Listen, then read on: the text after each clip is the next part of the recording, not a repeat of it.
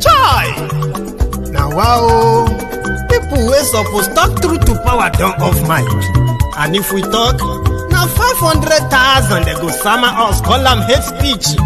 But fear not, Maiyegun don't come. Him go torchlight every corner, nooks and cranny of all these bad people where they spoil our country.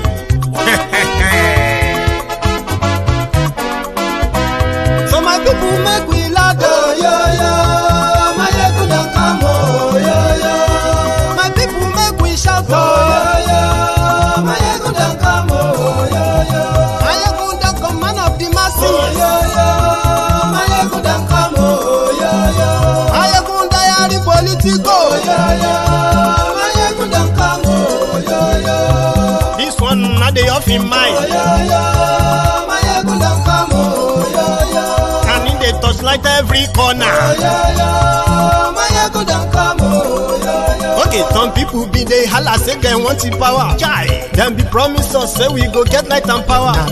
Them hustle sote they can't get the power. But now they know they do anything with the power. Every day, dollar just they get the higher power over naira. Still them talk say make we off mind. But thank God say Maiyegun don't come. So my people make you ladder. Maiyegun don't come. My people make we shout. Maiyegun don't come. Maiyegun don't come, man of the masses. Maiyegun don't come. Maiyegun Diary Politico. Maiyegun don't come. This one not the off in mind. Maiyegun don't come. Person where they do evil, no one make person talk. Them say that Maiyegun, that man too they talk. He too they talk. Say Maiyegun Diary, he they hot like pepper. But every day then they take money in bulk. Woman picking, they the street they hawk. Still them talk say make we no talk. But thank God say Maiyegun don't come. So my people make you loud. Maiyegun don't come. My people make you shout. Maiyegun don't come. Maiyegun don't come, man of the masses. Maiyegun don't come. Maiyegun Diary Politico. Maiyegun don't come. This man not the off in mind. Maiyegun don't come. Aha.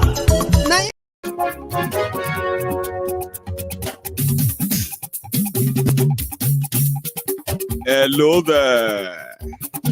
Maiyegun làwa mọ̀ làmọ̀ dódódódó. Maiyegun Diary, Maiyegun number one. Maiyegun làwa mọ̀ làmọ̀ dódódódó. Maiyegun Diary. Good morning to you, good afternoon to you, good evening to you from wherever you are watching from. This is Maiyegun Live. Lórí Facebook, lórí YouTube. Maiyegun Diary, Maiyegun number one. Gbogbo bó ṣe ń lọ ni Maiyegun já wa sí. Maiyegun Diary, Maiyegun number one. Àṣírí ọ̀jẹ̀lú kì í bò níbẹ̀ o. Maiyegun Diary. Kindly let me know if this picture is better on your screen, okay? I got myself this new iMac, lovely desktop, okay?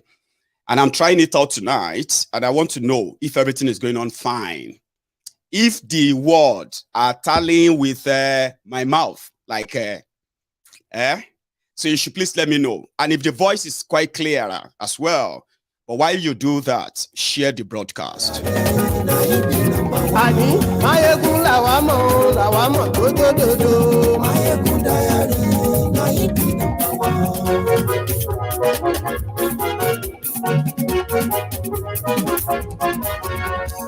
So far, so good. Ani ẹ̀sùn ràkì. Maiyegun ti dé. Maiyegun ti dé. Ọ̀jẹ̀lú ẹ̀sùn ràkì. Thank you very much. As you are joining us, please share this broadcast, okay? Look at, read the caption of the broadcast, the description as well. Share the broadcast. Invite your friends. Invite your not so friendly friends and tell them that Maiyegun is live. I'll keep trying what I'm trying before we start fully.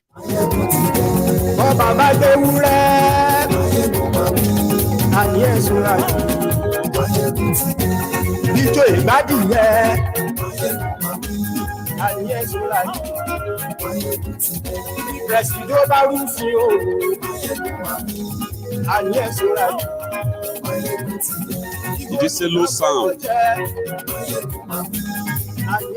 Is the sound all right?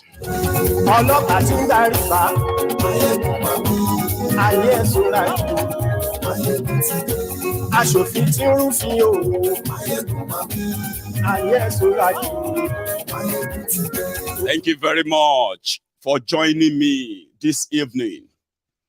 For everyone who has read the caption of the broadcast and they are comfortable, you are comfortable with the picture, you are comfortable with the audio. So far, so good, somebody said.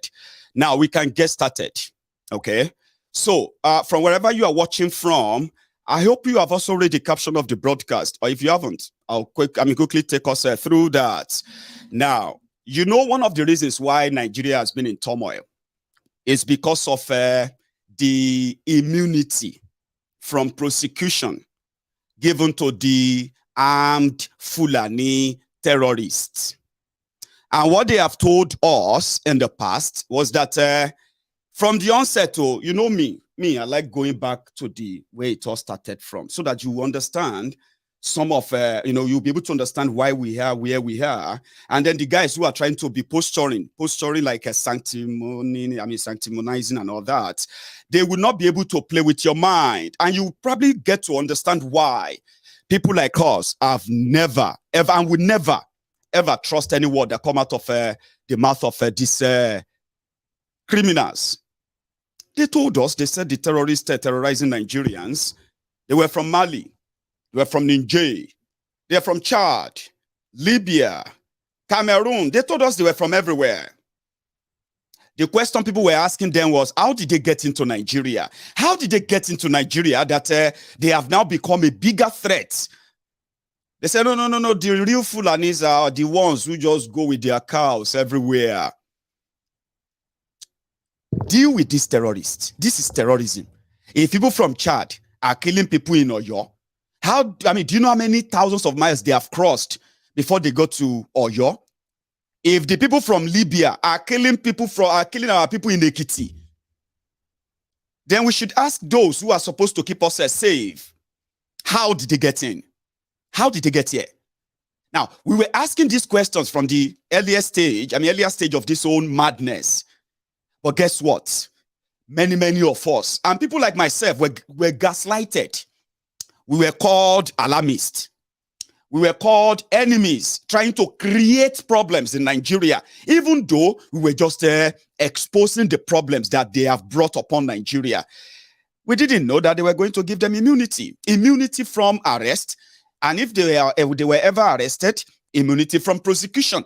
And in fact, we didn't know that we are going to be given options later in this APC, Egbeke government.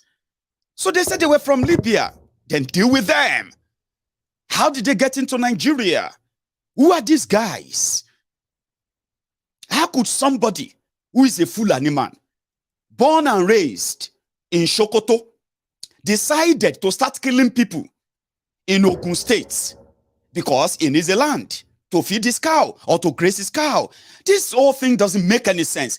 So we said, just like this joke, they said, if you are buying a used car, if you are buying a used car, make sure that the former owner doesn't keep or still doesn't have the spare key. And the joke there is that this statement is not about a car. It's not about buying used car. For those who know the joke, I'll tell you. Or for those who don't, rather, I'll tell you. The joke is that if you are going to, snatch a woman from another man, or you are snatching a man from another woman, just make sure that whoever you are taking them from doesn't have the spare key that could easily access them. And that could be you buying, what do you call it? Buying your, what's it called? Your own HPP, high blood pressure. Pressure, rather. The joke was on us. They said these guys were from Libya, Chad, Niger, and the rest. And we said, how could somebody from Niger be killing us? They said, no, don't talk like that. If you are talking like that, it's like you are hating Fulanis. Say, no, don't mix them up. This is the problem. There is a crisis. There are crimes being committed. And those who are committing these crimes, right, are committing the crime in the name of adding and, herding their cows. And who are those who had cows in Nigeria? As you told us as government, the Fulanis. So if we now say Fulanis are the victims who survived some of the attacks, who came back to tell us the story, they told the whole world. And they said those who attacked them, they are Fulanis. Video evidence and many others, surfaced. Then they say, hey, okay. What happened is that in order to bring peace in Nigeria, the issue of cows invading farms, eating people's crops and the rest of that, and this, Fulani herdsmen fighting back or being kind of a violent, and okay, the solution, we found the solution. Okay, what's the solution? You're going to shut the border? Are you going to flush these criminals out of Nigeria and then shut the border so that we will never have to face this kind of existential threat? Sorry, they call it existential threat. Madu. No, that wasn't the plan. They came up with a plan that we would have to open up what they called grazing routes. Hello, grazing routes, to stop those who are kidnapping people, killing people, raping women, vandalizing their farms, invading villages, sending people to refugee camps as internally displaced people's camps. So it's because they don't have a route to take their. This doesn't make any sense. Come on. They said, okay, fine. There's no grazing routes. Let us create cattle colonies for them. Just like I said that it wasn't about the Fulani terrorists. It wasn't about to fight them. It was actually about a control, control over land by some vested interest who believe that they could use this current one Nigeria to abrogate the people that are their own nation before they force us to get out. Now, not just that, to now abrogate the land by resharing the land. They call it land redistribution, but they didn't say that to Nigerians. So they brought violence. Then they brought solution. What is the solution? Let us create cattle colonies for those who are kidnapping our women, our children, our mothers and our fathers on the farm, our people on the motorway. That's not a solution, is it? No, all of you just hated Buhari. That is why you don't want to listen to the solution. It's not a solution when you tell people that the only way they can survive the terrorism you have brought upon them is for them to part with their land or their lives. I didn't say that. Somebody said that, and if you probably today that the Senate president, number 3 man in Nigeria, is now saying cattle business is not a private business, it's a government business. Therefore, the government, that this Buhari government that is rounding up, should do something about every move that they have made, because all the moves have failed. Let's go back to their solution. People from Chad and Niger, because if it were to be Fulanis, the Nigerian Fulanis, the ones that are also on social media, the Nigerian Fulanis watching me right now, then get states, and they themselves know that wherever they have been, they call their states in Nigeria today. must have been the place they could have called their ancestral land. Yes, you have 19 states in Nigeria. 19. Out of the 19 states, you have about 11 to 12 Sharia states, powered, engineered by the Fulani oligarchs, as well as their Hausa counterparts for power control, just for that. When it comes to power. So, which means if you see any Fulani from Nigeria, he get states, he get where you go see them born am. So how come he go come live in state and say he's going to start kidnapping people right there in Yoruba land, in Igbo land, start ransacking farms, villages, killing people, burning houses? Does that make any sense? So that's why I said the joke of you ensuring that the person who owned the old car still doesn't hold the spare key. The people who brought the terrorists on us as a people in Nigeria, APC, they brought solutions. All the solutions, they had to do with either our life or our land. And it has always been the solution from the word go. Guess who led the committee? Who made that suggestion? Pastor Ruga, fake Pastor Ruga, Ikene Shatabandu Oshibade. He made the proposal. He set up a committee to find a solution to the crisis.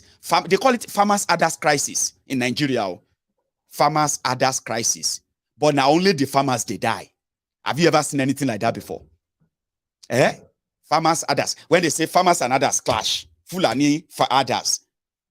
Nigerian farmers. Everywhere they say Fulani farmers and farmers' others clash. When you read the news, you will be hearing about 4 or 5 people dead. You will not see a single Fulani herdman who clash with them, or you will not see any of them dead in that clash. It is always the people who are fighting back that are always dead. And then the media will say farmers' others clash claimed 22 lives in Jigawa. How? Because others moved his cow to the farm and started uprooting their crops to feed them to his cows. So how is that fair reporting? Because it was deliberate. It's not about cows. It's not about herdsmen. It's about land and control. Cattle colony, Nebo. If you want cattle colony, you start cattle colony in northern Nigeria now. Show us what it looks like. You know what they call the cattle colony? The government want to build ranches for the armed Fulani terrorists, in order to stop terrorism of others farmers clash, fraud. How could you say you want to build ranches for people you said invaded our land? Because if you say Fulani from Sokoto, Fulani from Kebbi, Fulani from Borno, oh yeah, now who could deal with them one-on-one? Ask them, Baba, how did the Sokoto land enter Yewa land? How did the right of Fulani Sokoto or Fulani Borno, Borno Kanemi, how come in this Nigeria, where was it written that for a Yoruba man to live in peace in Nigeria, he must be willing to part with his land? For a Fulani from Sokoto, from Jigawa, from Niger, from everywhere, where is it written in Nigeria, this thing? But it was because it's not about the Fulani, it's about the criminals. And I'll tell you, because that's the final thing they did, or they tried to do. People said, well, you can go and start your colony in northern Nigeria. Show us what colony look like. Fake Pastor Ruga and his committee, they proposed that, you know what, we are going to build Ruga. No. When cattle colony no fly, they can't change it. They say, we are going to build Ruga. Okay? Ruga is Hausa word for settlement. Now, waiting I hear, I don't know the meaning before. Maybe na Hausa or maybe na Fulani. It shall mean settlement of the Fulanis. But when Pastor Ruga will put it in documents, the fake document they are trying to use to bobo and make people make peace with their killers by parting with their land. And the killers, nothing is going to happen to them. If you don't give them land, they will continue to kill. There's nothing we can do about it. They call it rural grazing area. They can't use Oyibo. as usual, fraud, rural grazing areas for Fulanis. And people were saying that, so if I want to do my piggery business, where I want to start rearing pigs, can I go to Sokoto and get land for where I will rear and, raise pigs? Would that not create such a tension that would likely cause a near civil war in northern Nigeria, even in Nigeria? No. You cannot talk like that. That's very insulting. How can you say you want to go to northern Nigeria and start raising pigs? And I said, how dare you? How dare you confidently face the people and say, for peace to reign, the government is trying to make peace. All of you are trying to make problems. For peace to reign, we just need to part with small portion, just small. What is wrong with you? Small. And then you want to deceive them after you have terrorized them. Some of you don't know that the terrorism you are seeing in Nigeria today is the handiwork of your government and the politicians in Nigeria. You don't know, Abi? Some of you will have to learn what is it they call them? The law of power. Those who seek power are desperate. They are cold-hearted. And they care only for one thing, for themselves. Do you understand that? And they only do what again? They only trust themselves. And they know that either of them in the game of power could be sacrificed for another person to climb. That's how cold-hearted they are. The game of power. They brought in terrorists. Then suddenly, the Nigerian intelligence community, the Nigerian security community, the Nigerian ADSS and the rest of them, who can track you down if you see anything about them on social media. They will track, even if you use a fake name on social media, they will track you down and track you down within 24 hours. Now, suddenly, Nigerian security system couldn't track the terrorists because for peace to reign, we need to give them land. That's the solution. Remember, now the genesis be this, this is where the whole thing started, though. This is where, when people tell you to run, Nigeria is not for you, this is where everybody built their theory from. Because it's not hard to tell. A government that wants to stop insecurity will go after terrorists, terrorizing Nigerians. You won't give excuses for them, would you? No, you won't. But because it is not about, the Fulani terrorists themselves. Because listen, the government in Nigeria is headed by a Fulani man from Niger Republic. Majority of those who are associating with him, they are either Fulani, or they are Muslim, or they are from the north. Muslim, Fulani, Hausa, Muslim, Kanuri, Fulani, But can you say the average life of a Fulani, the life of an average Fulani in Nigeria is better than the life of an average Ijo? Can you say that? Wait, don't vex say they take you round. Now so me how they do. Just pay attention. Would you say since Buhari and his gang of terrorists have been in charge of Nigeria, would you say it has been to the benefit of an average Fulani in Nigeria? At least you have Nigerian Fulani. Abi, you Fulani watching me right now, is your life better right now than that of an Ijo man? Or is it better than that of an Igbo man, or Igbo woman, or Igbo boy, or Igbo girl? It is not about you. Now too dumb to be allowed to be, infuse you into their dribble and their nonsense, and you kind of swallow them. So it's not about them. It's not like, they are giving Fulani a special treatment. There is no special treatment for them. The terrorists are getting their immunity, and the immunity is, as long as you can fund this, we just need to use you to build something and take Nigeria to where we want it to be, the Islamic Republic of Nigeria. No offense to you if you are a Muslim, because even them doing it because of their fraudulent Islamic this or that, it's not about Islam as well. You can take that to the bank. These ones are not Muslims. These ones they are not real religious people. You know that. These are cold-hearted criminals, actors, actresses. Who knows where to press your mumu button? And once they press them, shy, you begin to say, I mean, you know, it's because it's theater. It's not about anything. This is what they are doing. The only thing they have for the terrorists they have unleashed on us as a people is to ensure that, one, they have regular supply of the firearms they are using to terrorize us. That is still going on every day. Here you get. And when you see, look at the people behind the whole thing, you shouldn't shock you that they are likely going to be the same people promising that they are fighting the terrorism for you. Don't be surprised. But it is still going on. The terrorists are getting their guns. They are getting their money whenever they kidnap people and they need ransom. From government, from the people, they get them all the time. There's no interference, no CBN tracking, no phone tracking, no nothing. That one is going steady.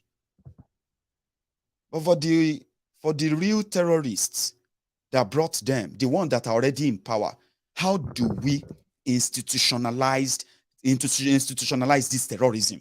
That's exactly what they are now trying to get. What if we get cattle colonies down south? That's the target, okay? Or in some part of middle belt part of Nigeria, where they tend to be disagreeing that they are northerners. So what if we try to get all these ranches? We call them ranches, but all we need is just land to resettle some Fulanis. They will just be there, just resettlement on, you know what I mean? But the land itself will be gazetted as the properties of Nigeria.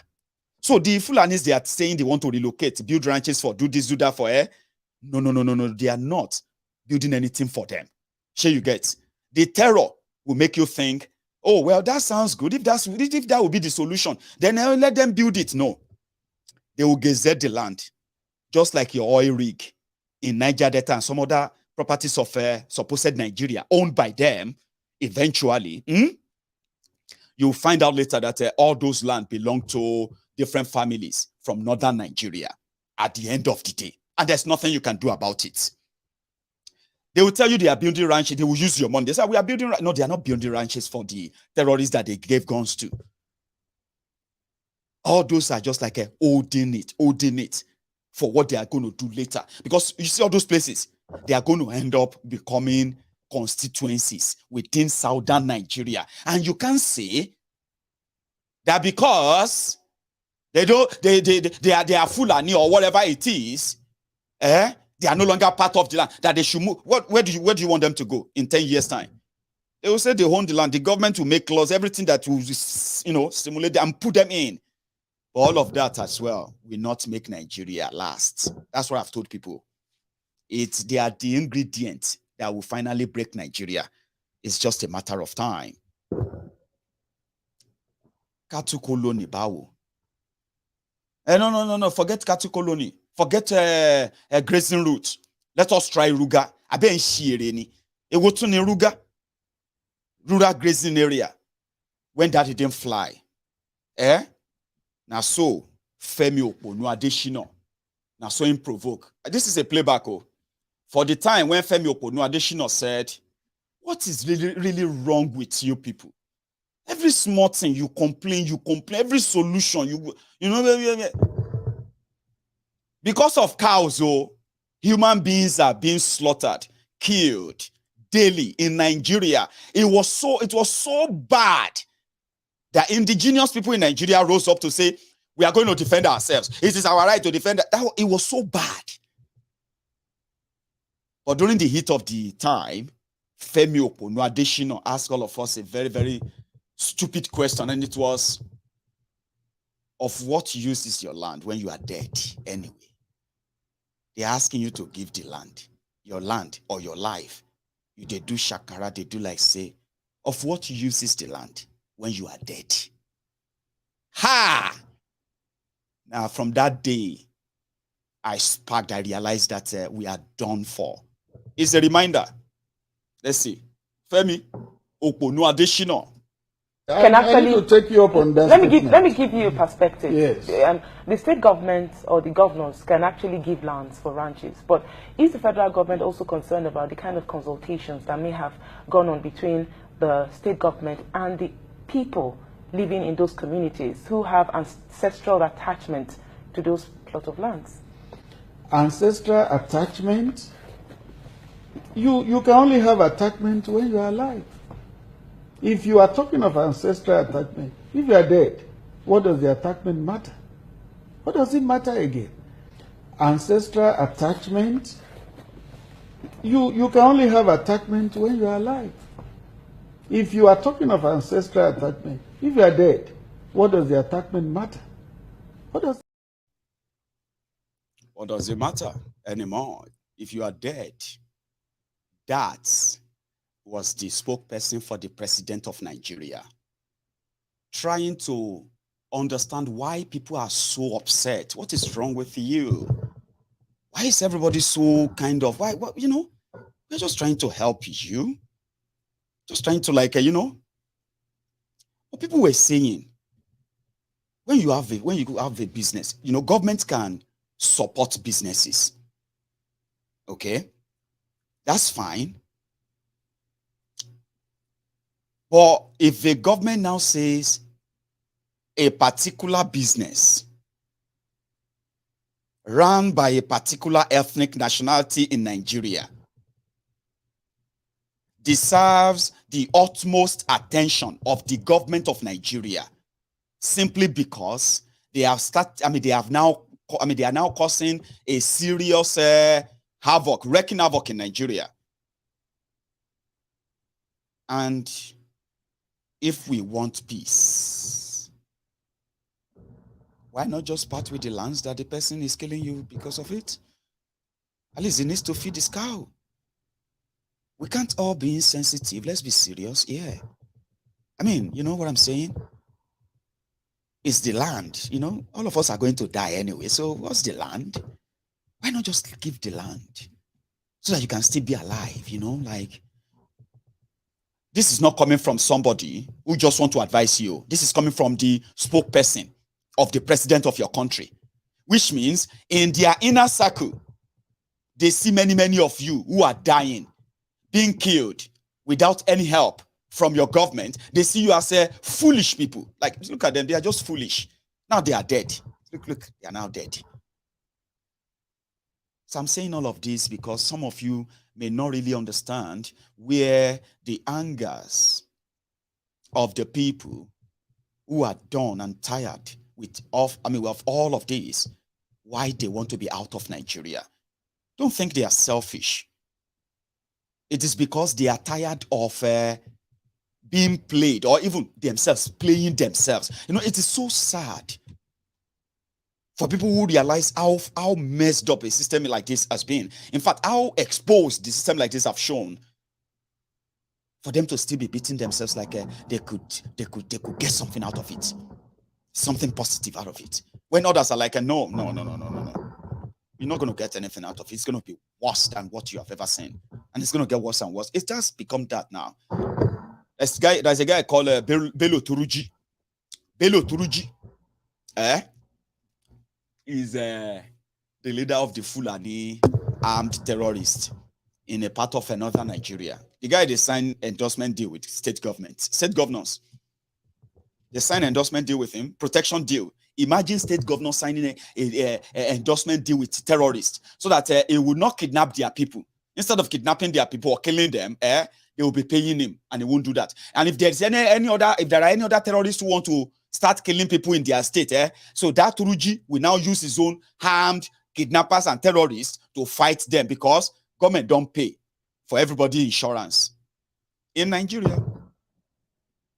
So it's all deliberate. Somebody had something to say, which reminded us of the promise. If you kill a Fulani, what they say, if you kill a Fulani, it is a debt that you will repay back one day. The person who said that is now a governor, two-term governor of Kaduna State. Guess what? The people of Southern Kaduna who fought these terrorists, who fought the Fulani terrorists to the fort, the state government killed their own Adara of Adara Kingdom. They killed him. Not just that, they invaded his kingdom. They divided it. Some part of this Southern Kaduna they now have emir. They are now called emirates because they have the power to revenge. If you fight them today, they will wait, they will come back, and they will kill you. How are they able to do that? Because they believe they can get away with anything. All they need is just to be in power. The National Assistant Secretary of the Miyetti Allah Cattle Breeders Association. Thank you for coming on Sunrise Daily this morning. Thank you. Good morning, Nigerians. You have said that this new crisis has caught you by surprise. Yeah, it is surprising because we thought people will learn lessons. You said they would. You thought they would learn lessons, and you said that these lessons were rooted in the 2011 crisis. Exactly. You also allege that this, people are coming from the outside. Yeah, and this is why the recent crisis started in a village called Ninte. Somebody, a farmer, not Godogodo. Ninte, yeah, in Godogodo Chiefdom. The village, the actual village is Ninte. Okay. In Godogodo Chiefdom. What really happened was that a farmer decided to go and farm along the stock routes, or to block the stock routes. And these stock routes were not even local stock routes, international stock routes. You know that a cow is just like water. If you build your house along the water, passage point, when there is flooding, you know what will happen. That water will not just go around because your house is there. It will just take out your house. The same thing, we have well-established, well-documented stock routes that have traversed the entire African continent. You can start from the Central African Republic, crossing Cameroon, Nigeria, into Benin Republic without even asking the cow, without even going in front of the cows. You just follow them, they will take you there. So a farmer decided out of his, I don't know, we call it mischief or whatever, to farm in that area, and an argument ensued between him with and a pastoralist who was flying that route. And it resulted into fight. Two of them got wounded. The Ardo of the area, the Fulani leader of the area, took two of them to the hospital and paid the bills. When these stories spread, some youths within Ninte decided to retaliate. They killed that Ardo. They set him ablaze. They burned about 76 nomadic settlements, and that was the beginning of this crisis. So what we are saying is that we did not learn any lesson. Afterwards, people started blocking roads, killing people. People started blocking international stock routes. While we were trying to resolve 2011 crisis, appealing to those people that were affected, you are killing more people, That's why I said we have not learned any lesson from 2011. So you do believe that there has been some quarrel, and that is what is at the bottom of this particular crisis. Of course.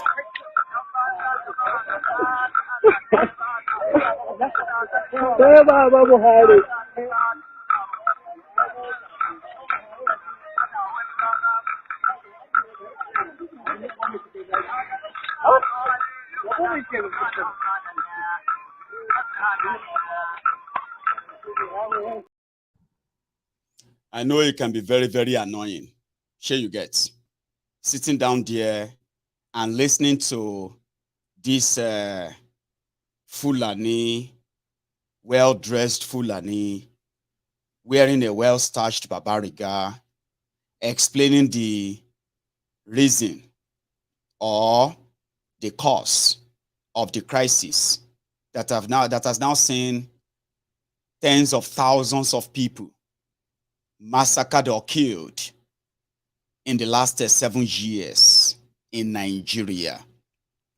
That guy, back then, is the Miyetti Allah. Immediately APC, Egbekegbe came in. Miyetti Allah gained prominence in Nigeria. In fact, according to Garbage Shehu, Miyetti Allah can be compared with the likes of Afenifere, the Yoruba socio-political group, and Ohaneze Ndigbo, the Igbo socio-political group as well. That's to tell you the prominence of that guy that was talking there. It was saying something about grazing routes. I've told you about that before. Imagine the audacity. Imagine the confidence at which it was like talking of international grazing routes. That cows are like water. 2022. But here is the deal. That guy lives in Abuja. Nobody knows anything about him until Buhari came in. And the guy himself is being guided like one of the ministers in Nigeria. He drives in convoy. He attends the press conferences. And then he meets state governors here and there. And he also broker his group, Miyetti Allah, broker peace, as they call it. They negotiate for ransom payment whenever you are kidnapped. Which means they speak and defend the Fulani terrorists in Nigeria. They are the reason why many Nigerians believe that whatever the Fulani terrorists are doing to Nigerians, it is simply because they are reacting to how Nigerians are treating them. It's because of the guys like this. But fair enough. That didn't move or change anybody. Just made everybody realize that, we are done for. This is it. If you don't stand up and fight for your right now, if you don't stand up and fight for yourself, you will be dead before you know it. Madirao. Abi, explain to me. How are cows compared to water? They are cows when they are moving. If you build on their way, on people's land. Today in Africa, they have chased all these criminals out of everywhere. Mozambique, Mauritius, Ghana, Benin, Togo. All over Africa, then chase them. If you see any of them with any of their cows, because they realize that many of them are actual terrorists that are ready to hide behind pushing or sending. So they don't want them in their territory. All over Africa now, they are chasing them everywhere. Nigeria now said, come to Nigeria. You are welcome in Nigeria. Just come here. And that is exactly why the insecurity in every part of Nigeria escalated. I've been waiting cow go chop for northern Nigeria, where the cows where they there right now are not already feeding on. So that the Fulani from Ghana, the Fulani from Chad, the Fulani from Niger, from Libya, from Cameroon, that they have already chased away because of listen, they say Fulani terrorists. They are the fourth deadliest terrorist organization in the whole world. Deadliest, in quote, deadliest. But in Nigeria, they are welcome. This is what push everybody to the edge, my dear listeners. This is when people realize that, and that's when the rhetorics like, we don't want all these Fulani terrorists in our land, we don't want this and that, they are doing this to us, they are doing, you know what I mean? Because people became agitated. Their government couldn't help them. Instead of their government to help them, protect them, their government is giving them the option of, sure you want to die, Abi, you want to give them what waiting they want, now land they want to. When all of that didn't work, they now pushed a bill. They call it a waterway bill. Sure, you know what that is as well. You do? Waterway bill is the one that will now give the rights of ownership of your waterways, and then the bank, from the bank of your water like this, from the bank, river bank, or water bank, ocean bank. Anywhere we land shall start from the water or ocean. Then you have to count 10 miles. That's about 13 to 14 kilometers. So all of you who have houses close to where water day, where river day, Lagos State, all of you living in Aja, all this place, shall we water? What are they Aja? No, what are they Aja? I don't even know. Anyway, all of this place, shall we water shall day? You have to go and find another place to live. They are pushing a bill like that, and they call it for peace in Nigeria. It didn't bring any peace. It brought more suspicion. It brought more division. Today, to now nail everything, they have now decided to give you Muslim ticket. And they are still blaming you for it as well. Why are you reacting like this? This is not about Muslim. This is not about religion. It is about everything. When they show you their color, believe them the first time.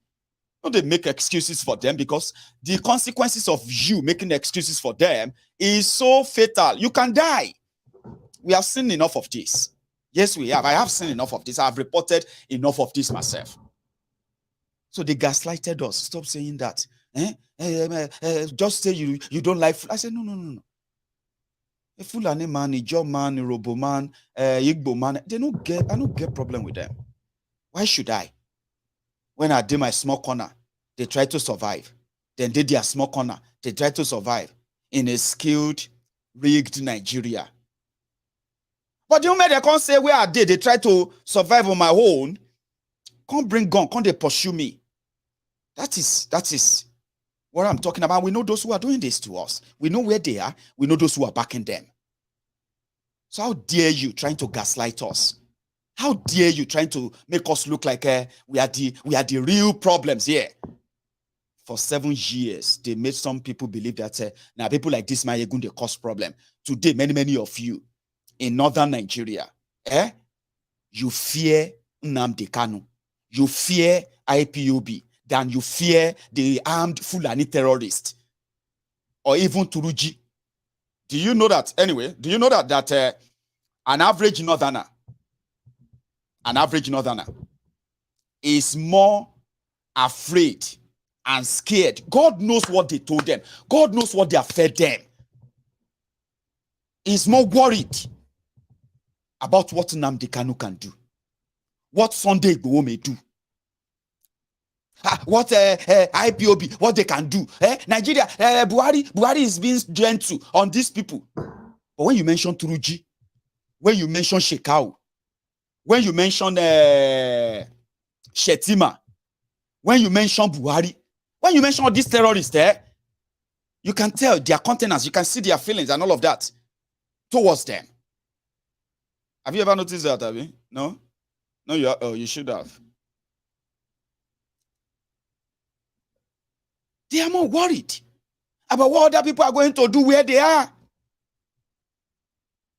than what the real terrorists are doing. Now, if me, at the para, the vex, they killed their 4 people in Oyo North. They killed their 3 people in so place. I'm angry. Why would that happen? How is that possible? Why would they let them do that? We are going to fight, we are going to push back, Then somebody from the north will be, why do you hate? Why are you talking like this? How do you know they are Fulani? How are you sure that they are Fulani? Is it because all this hate, you hate Buhari? I said, should you be asking me that? If indeed there is a government that actually cares about the people and nab these rogues before they even get away with what they are doing. Rather than protect them, nab them. So they were gaslighting us and doing all of that. But today, we continue to stand firm by letting people know that no matter what they say, no matter the trick they want to use, if you fall for any of them, it is your fault, it's nobody's fault. Because the lie they tell, or the lie they are telling you, the end goal is mostly not about the people they are saying them for. Because look at it this way. If I want to start a farm now, the right thing for me to do is to approach my bank, Abby, and say, let me go to the bank because I want to start a business, a farm. If you want to start your spare parts business, where do you think first? The bank? Your community union, village union, or town union, credit, all those places you can think of anywhere you can go to.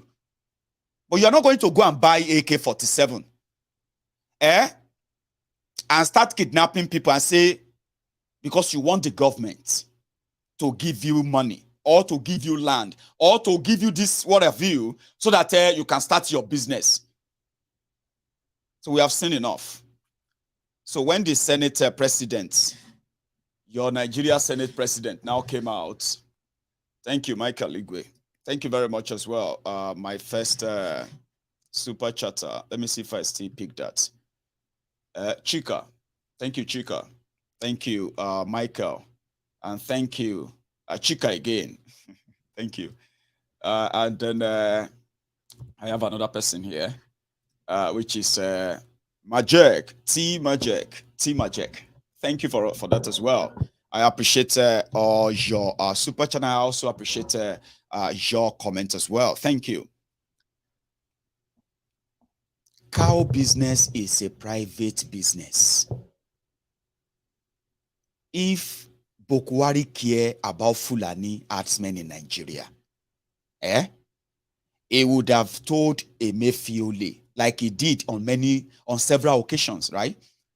He would have told Emefiole to create a sort of a loan scheme that only the Fulani herdsmen will have access to. If you are a Fulani man watching me right now, obsessed with Nnamdi Kanu, obsessed with Igbo, obsessed with the Yorubas, obsessed with the Igbos, obsessed with the people who are tired of this whole thing, because it is not even in your own interest that they are doing all of this. You should know, okay? But let's say if Buhari really care, APC, Egbekegbe, they control the presidency. APC, Egbekegbe, they control the House of Rep, the National Assembly, the Senate. APC, Egbekegbe, they control the military. They control the DSS. They control the Central Bank of Nigeria. Now, let's say if truly Buhari cared about Fulanis or those around him that are coordinating this terrorism in Nigeria because of power, and they agreed, if they really cared about the North or Fulanis or the Fulani herdsman that is being attacked, is cut to being roasted, because yes, there are people who steal cows too. Oh, no, forget in this whole thing, Fulani herdsmen in Nigeria, genuine one, they don't run into criminals, armed criminals who kill the Fulani, then they stole all his cows. They will kill them, steal all their cows. But as it be now, when this terrorism now took over, you could barely hear that they are victims too. But I can tell you this, they are victims too. I'm talking about the genuine one, because the ones where they carry AK-47, they know too they carry too many cows. Because it's not all about cows for them. The real cows are you, speaking grammar everywhere. If they grab you, your family no pay on time, they'll go kill you.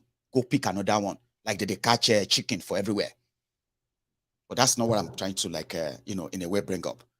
If Buhari cared about the Fulanis, the genuine one, you Fulani watching me right now, and he also cared about Nigeria, okay, let's now use his template as a selfish person. He would have used that selfishness in 7 years. Emefiole would have created a fund. They put 2 trillion. The money go short there. Now only the Fulani herdsmen go the access them. So that a Fulani man who lost 100 cows to cattle rustlers, instead of going to buy a gun and become a kidnapper, he won't lose his cows, because he can just build a ranch. He will be educated. And he will be told that, listen, cows are not water. Cows are not water. And now because now your man dey power now. That's why we are doing this to you. Cow business is a private business. So use this opportunity in these 7 years. So once we come out, another person will come close them. See if they care about them, but they don't care about you. I've said this many times. If you are supporting them because you are a Muslim, supporting them because you are a Christian, supporting them because you are a Northerner, a Southerner, supporting them because you are a Hausa or Fulani, you are just a stupid person that will soon become a victim of what you are supporting. They don't care about you. Listen to this. Somebody will be saying that Northern Nigeria then born up. Northern Nigeria he grew up. Northern Nigeria he became a soldier. Northern Nigeria he became a military administrator. Northern Nigeria he became the military administrator of Nigeria. Abba. After 30 years, they gave him another opportunity, a Fulani man who possibly have seen the worst that could have happened. Now, opportunity presented itself to now help you, the Fulanis. He didn't do that. Because if an average Fulani herdsman is really trained and say, listen, oh, cows are not water. You will make more money. In fact, you will be so rich if you have real money to get a land, and build a ranch. You get your milk, you get cheese, you get meat, you get a skin, you get this, you get that, you know that stuff, You get a lot. And now you get them. Use the opportunity now. Once your brother no dead there again, no money like that anymore. You see Nigeria, but they don't care about you. They were looking for land in southern Nigeria. That's why I told you it's not all about the Fulanis. It is actually about the land in Nigeria. In southern Nigeria. Gazettam to further make it impossible to break up Nigeria. Ever. You know? Because once you start having Honorable Zakaria Ubiu representing Yewa Damaturu constituency. I say, Yewa and Damaturu, kilo happen. I say, no, they are the constituency of they are about 80,000 there or 60,000 there.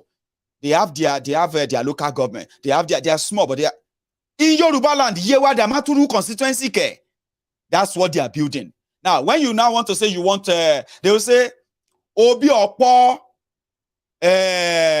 Zungeru constituency. I say, which one is Obi Opo Zungeru constituency? Imo State. I say, no, there is a Zungeru Fulani Obi Opo Zungeru constituency. So the day you say you want to have Biafra, there's what you go can't do about this Obi Opo Zungeru, you go pursue them all. So they are doing all of this technically not to help the Fulanis. 7 years wasted trying to push an agenda that is indeed not even in the interest of the Fulanis. They are poorer. Now, to make the life of Fulanis worse in Nigeria, because of this Buhari, they have now become endangered species. How then go take survive in Nigeria when Buhari no day again? I don't know. Let's say a thief could save them. That's why they have to bring somebody. Or this Kanuri, what's the Kanuri Shekau, Shetima, Alaji Shetima. So if Kolu do mistake, can't go kick bucket anyhow. Then their faith is restored. 7 years.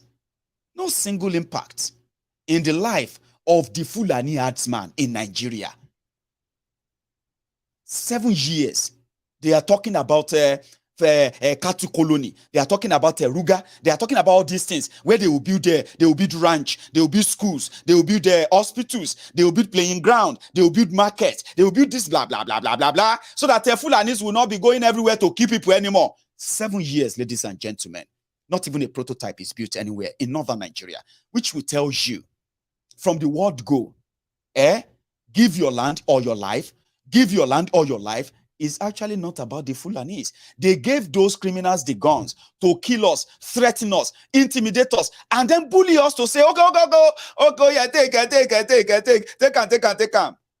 Your land or your life? My land, take my land, take my land, take my land, take my land, oh, they have killed all my family member. That's what they are doing. It seems that people are too stubborn. They know the greed. They say, they're not going to die on their knees. We won't die on our knees. We will die on our feet, which means we will die fighting. Remember, the spirit of the people have been so dampened, and it's deliberate. So how do you rebuild that? How do you bring it back? Bring that back by giving them the right information. They need to know. They are tripping you. They are using religion, using this in the name of Nigeria, for the peace of Nigeria. These people don't want peace. That's why they don't want peace. Who don't want peace? Who do you think doesn't want peace than the person who is promoting violence against you and pretending to be working to save you? Yoruba will call those people Onshemi Ongbami. How do you say thank you to the person who is after your life and at the same time is also offering you the protection? Let me protect you. He's after your life and is also offering you protection. How do you say thank you to such person or to such people? That's exactly what these criminals represent. Now, the number 3 man in Nigeria, after wasted 7 years, he don't drop quote again. Cow business is not private business. the government of Nigeria must know that Nigerians love meat. And Fulanis are the ones supplying this meat. Therefore, cows are national assets in Nigeria that everybody must contribute to sustaining it. Ni kure Lawan. Toba kure o ni sunre. Eba shami. Tabati ada mewa. Tabati ada bila wataba. Tabati ada bila wataba. Tabati ada bila wataba. 1,000 tabati ada fun Lawan. Because he's lying to you. He doesn't care about Fulani. He's the rubber stamp for Buhari. He has been the one who has been hitting the gavel. I mean, what's they call it? Saying a gavel, the gavel, I don't know, whatever. You see that with the bag, order. He's been the way that has been rubber stamping all the indebtedness that Buhari has dipped Nigeria into. None of all of this was ever channeled towards making the life of an average Fulani better. In 7 years, what they have done to an average Fulani in northern Nigeria is to give him a gun. Honestly speaking, a gun. And in this issue of giving gun, they gave guns. Then they gave them immunity. Don't worry. If you kill anybody, we'll go save you. Anybody arrest you, any DPO will arrest you, go. You know? I mean, imagine that. I mean, you as a Nigerian, how do you feel when you realize that the terrorist is apprehended and he's been taken to the custody because of what they've done, and then just about a week or so later, this terrorist is back in the community telling you that now you are go kill next. You want him next. You want him next. Now you are go kill next. You say well they say you do take pada this town. Say you do get let go. People fought Fulani terrorists in Ogun State. Old men, saying don't destroy our farm. No, you are destroying our farms. You are destroying our this and that, And they conquered and they chased them away. 24 hours later, they brought in soldiers, Nigerian soldiers. And guess who led the soldiers? The same Fulani they chased away a few days ago. The soldiers with Koboko. And then in food gear. Oh yeah, they started pointing at people's homes. Now that house there. And that one, Omokon said that they beat old men in Yoruba land. So all of this gave people the idea that I don't think Nigeria is for us. In fact, this Buhari indeed. So today, they want you to still believe that after everything they plotted, which has failed, everything failed though. Everything failed though. That's why they are now watching and letting people get killed. Some of these killings to cover up all they have done in 7 years. All of these things they've done in 7 years are coming out very soon. These are a bunch of criminals that belong behind the bars. They should be behind the bars. If Buhari is dead, the day the judgment is going to come, they're going to exhume his corpse. They're going to exhume his bones. Pack everything inside poly bag, carry and go court and say, they say, oh yeah, who is that defendant? Now defendant they inside poly bag, so he don't die. And they will be that. When they sentence him and they call it posthumous sentencing. Buhari will be jailed, even in death. This is not going away. Now that is why they probably need all this cover up. We need to cover everything. They are living in their own world. Cow business is a private business. There are Igbos in Igbo land who have farms and they are raising cows. Do you know that? Do you? Sorry, what you know they call this Igbo cow again? Sorry if I say nonsense, so because sometimes when you say something, you think you are saying it, but you are saying something else, and they're like, my God, dare you? Which one do they call that cow? What do you call that your cow? The cow, the Biafran breed, or what's in they call them, the Igbo breed cow. Some people don't know that. There are Igbos who are raising cows, maybe not in so much quantity, because they are not wearing hat and carrying a gun. All right, and then they're trekking everywhere. They have a name for them. Efi, God bless you. See, that's why I said I want to be careful. Do you know what came to my head when I wanted to remember the cow? I wanted to say AC Igbo. I was like, I'm not say AC Igbo. May not come be say I don't use this something where I'm not supposed to talk. I'm so terrible in understanding other languages and other. I'm not so, you know. But Efi Igbo is the name of the Igbo cows. People said it's more delicious, nutritious, at the same time, very good for your diet. But not many people are investing in that. Not that people don't have theirs. In Yoruba land, we have our own cows too. We have people who have farms who are rearing cows, raising cows of different breed in Yoruba land. And these people are doing so on their own. Like on your own. Say you want to start farm, chicken farm. Princess, na chicken farmer. You know that our princess here, Omoba, she's a chicken farmer. She has these large farms somewhere there in Ikorodu, very big. She is the one bearing the cost of raising her chickens, feeding them. If she run at any loss, now only her and her assets, if she probably take any loan from them. No government, princess, you supposed go get AK-47. I've been like that guy, you go to waka about and say, especially now that you said Obasanjo is doing everything to stifle your market in a way. In Nigeria today, the scarcity that you are suffering from of chicken. You're supposed to go carry gun, AK-47. They kidnap people and say what? They say why? Say because Nigeria is killing your business. Your chickens are dying and they are not. You are not making money. Cow business is a private business. That's what I'm trying. And that's what I'm trying to say to you. Any business you go into, yes, you can get the government support. Okay, there are government funding that comes and supports small businesses and all of that. In Nigeria, so you have them as well. But when you now make it a national politics, that people needed to be given land, they are immune from arrest and prosecution. Hello, it is no longer about the people. It's about something else bigger. If Islamize Nigeria, even all of you who are the Islamic faithful in other part of Nigeria, you are going to eventually reject them when you know the truth eventually, because isn't just and fairness part of the what do you call it? The teachings of Islam?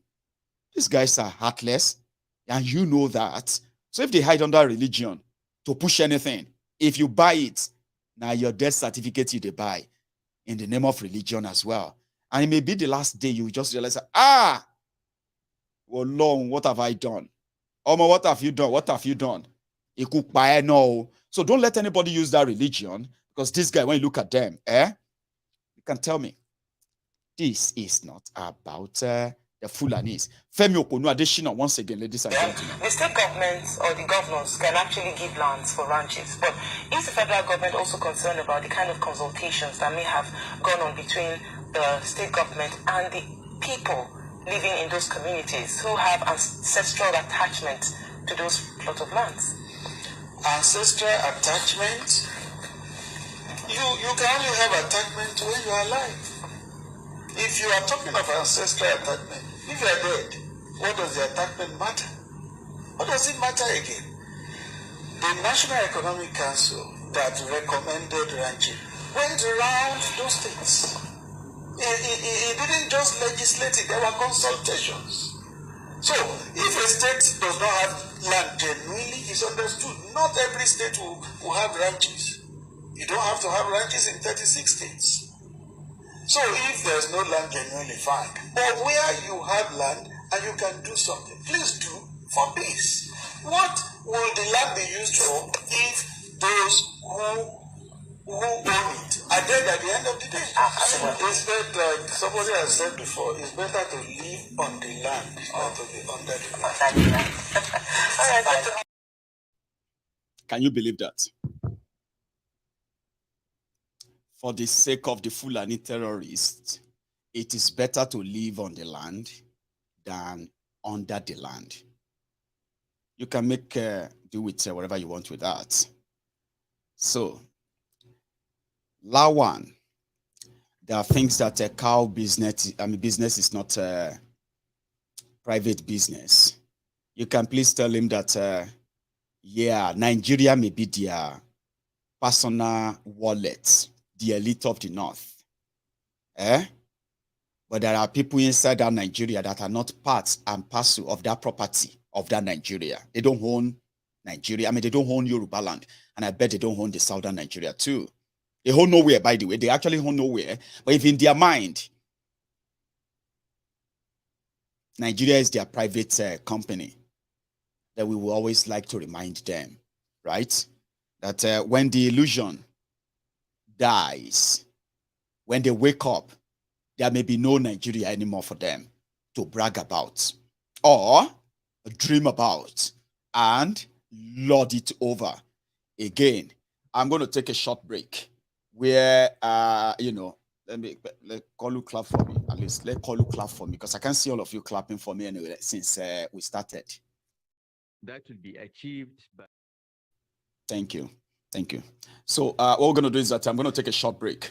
And my short break is just going to be for like a minute. Don't go anywhere. I just want to go and make another tea. Then we're going to go to the parts, which is Tifnumbu's caught and join, interview. Just a brief on that and what he said, especially on this issue of insecurity, where he said that Buhari has done well. Because there's nowhere where Tifnumbu speaks. Honestly speaking, there's nowhere he speaks or addresses the people that it won't sound like, it won't sound like he's campaigning against, against Buhari. I'll be back. Come on. Instead of going to London, you want the votes in Katsina? Go to Batsari, go to Faskari, go and empathize with IDPs, with our people. You're going to London to do what? Are the people in London going to elect you? Are the people in diaspora? So, let me tell you this, to be honest. I've always said Bola Ahmed Tinubu, his politics has never been national. His politics has always been regional, in the southwest, and mostly in Lagos, where he's the El Comandante, nobody. And his inexperience nationally on the national front is showing. How, especially when he started, it was the SGF, the former SGF, who was his very good friend, Bidi Lawan, that said he was not going to the southeast because it's a waste of time and money. That's what he said. So in the north, this is what I'm seeing. He is subcontracting the governors and political praise singers to bring the votes for him. I mean, this is political miscalculation. Nobody's advising him. None of the APC governors in the north has the goodwill of the people to deliver anything to Bola Ahmed Tinubu. If he's given them money for that, he should get his money back. Come talk to us.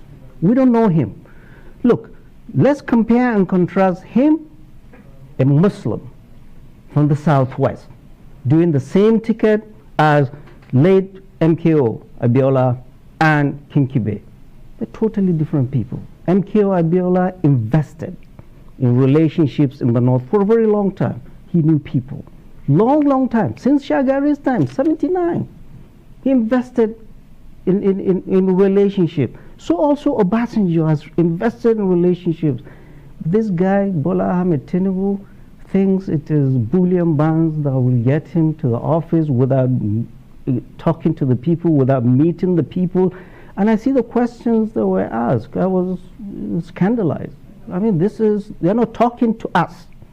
By us, Charles, by us I mean we people in the north. They're just talking to themselves.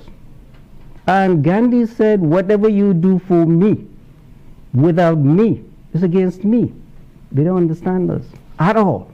Well, although I know that you don't aspire to be a member of his team, but if you were one of his campaign advisors, what would you be advising him to be doing or to do going forward? Going forward, he should talk to people. He should appear in interviews. I like appearing in places where they're hostile to me. You break that hostility. That's the only way you break that hostility. Go meet the people. Don't subcontract your campaign for presidency to surrogates, as he's doing. Does he think Nasir El-Rufai will deliver Kaduna to him? The answer is no. Does he think Masari will deliver Katsina to him? The answer is no. Does he think Ganduje will deliver Kano to him? No. Does he think Jigawa will be delivered by Badaru? No. Does he think Atiku in Kebbi can deliver Kebbi to him? The answer is no. So whatever they are telling him, he needs to wake up. He's been politically naive on the national front. But how is what Atiku is doing different from? Anyway, see, call it a political talk, okay? It's just about the northern Nigeria, where Kolu is banking on, and most importantly, talking about the damages, the division, the destruction, the level of, isolation that the APC, led by Buhari, that they have shown or achieved rather in the last 7 years in Nigeria, which is actually their workbook, so to say, like their playbook. Something you can say, the Eastern Nigeria has been considered not part of the Nigeria of APC, and everyone from that part are to be treated like a pariah. You have to make confession. You have to come out and, you have to say, hey, I am not like them. Or even though I am, you have to pledge and pledge and pledge and pledge, and nothing you do is going to ever make them admit you. And that politics of APC, Egbe, seems to be the politics of the Fulani elite, the northern elite, since after 1966. I want to believe. Because I've told you before, I said after the 1970 Nigeria genocidal war, what replaced the Nigerian genocidal war at the time was the Cold War, where if you are an Igbo man, there is no amount of thing where you do. See, I'm a Yoruba man. And ordinarily, I am supposed to tell you that you are loved, you are welcome, and this of that, just because I want to make you feel among and say we are one. No, it's not true. In practice, it's not. Human to human, yes, we are. We share a lot in common. But you see, in Nigeria, me as a Yoruba man, my own scale from 1 to 10, when they start putting all of us from our nationality in Nigeria, when they start putting us where we belong, where they place us. A Yoruba man, they are suspecting a Yoruba man, but put them up a bit. But an Igbo man, put them down there. No. I said, but it's a very outstanding, we know, put them, like, you are always profiled in a way, and somehow, it is reflecting in the ruling or the control of the governance of the country. I'm talking about the running, day-to-day running of the country, where everybody should have a sense of belonging. As much as, all of us know our places, the Igbo man is more suspected. Why? Because the system put in place after the revenge coup of 1966, then after the Biafran genocidal war of Nigeria, it made an Igbo man a threat. That is just there. If he's just there like this, no, they talk anything. They will be talking about him. Why is he not talking now? What is wrong with him? Why is he keeping? You see, I'm suspecting he's keeping quiet. Look at it. I'm suspecting him, arrest or kill him. Why is he keeping quiet? And when he start talking, look at him. They see he's bragging. He started bragging now. That's why I don't like all this Igbo. They will be bragging. Look at him. Every small thing now, it's always there. All these biases are always there. They call it Cold War. You know where they are coming from? They are coming from the generation that bought the propaganda, but they didn't understand, should I say, or they were too ignorant to probe and ask, excuse me, sir, why are we fighting war with the Biafrans who want to have their own country? Excuse me, sir, can we have? They were not asking. They were being fed with different lies propagandas upon propagandas, and the generation who agreed that it was the right thing to do to kill 5 million people so that they can keep the Biafrans as part of Nigeria, and all of us go to see this shege we are seeing today. Imagine if Biafra don't get their independence 50 years ago. We'll be talking about them the same way we are talking about Benin Republic, talking about Togo. They will say, I remember when Biafrans got their, you know what I'm talking about. But today, when we talk about Nigeria, the question I ask myself is, can we know why they actually stopped them in 1967 to 1970? Why exactly did they stop them?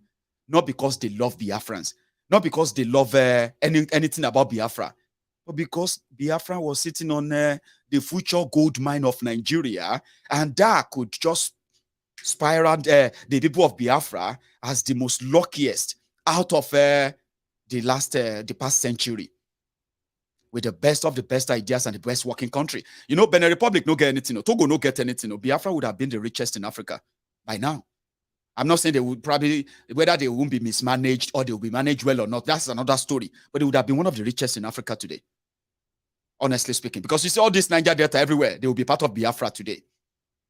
Biafra will start from, you see that after Benin, going to Warri, after all those places, Biafra will start from all those, enter Bayelsa, it's enter everywhere.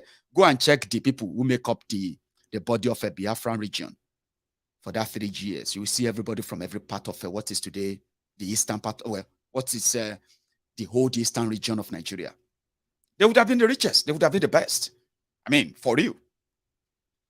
The only thing is that the Niger Delta, Ijaw nation, they may be the one asking for independence from Biafra now. Imagine. If Biafra got their independence then, they would have built so well, they would have done so well for themselves. They wouldn't have anybody to blame for anything. So when I ask myself, why did they keep them?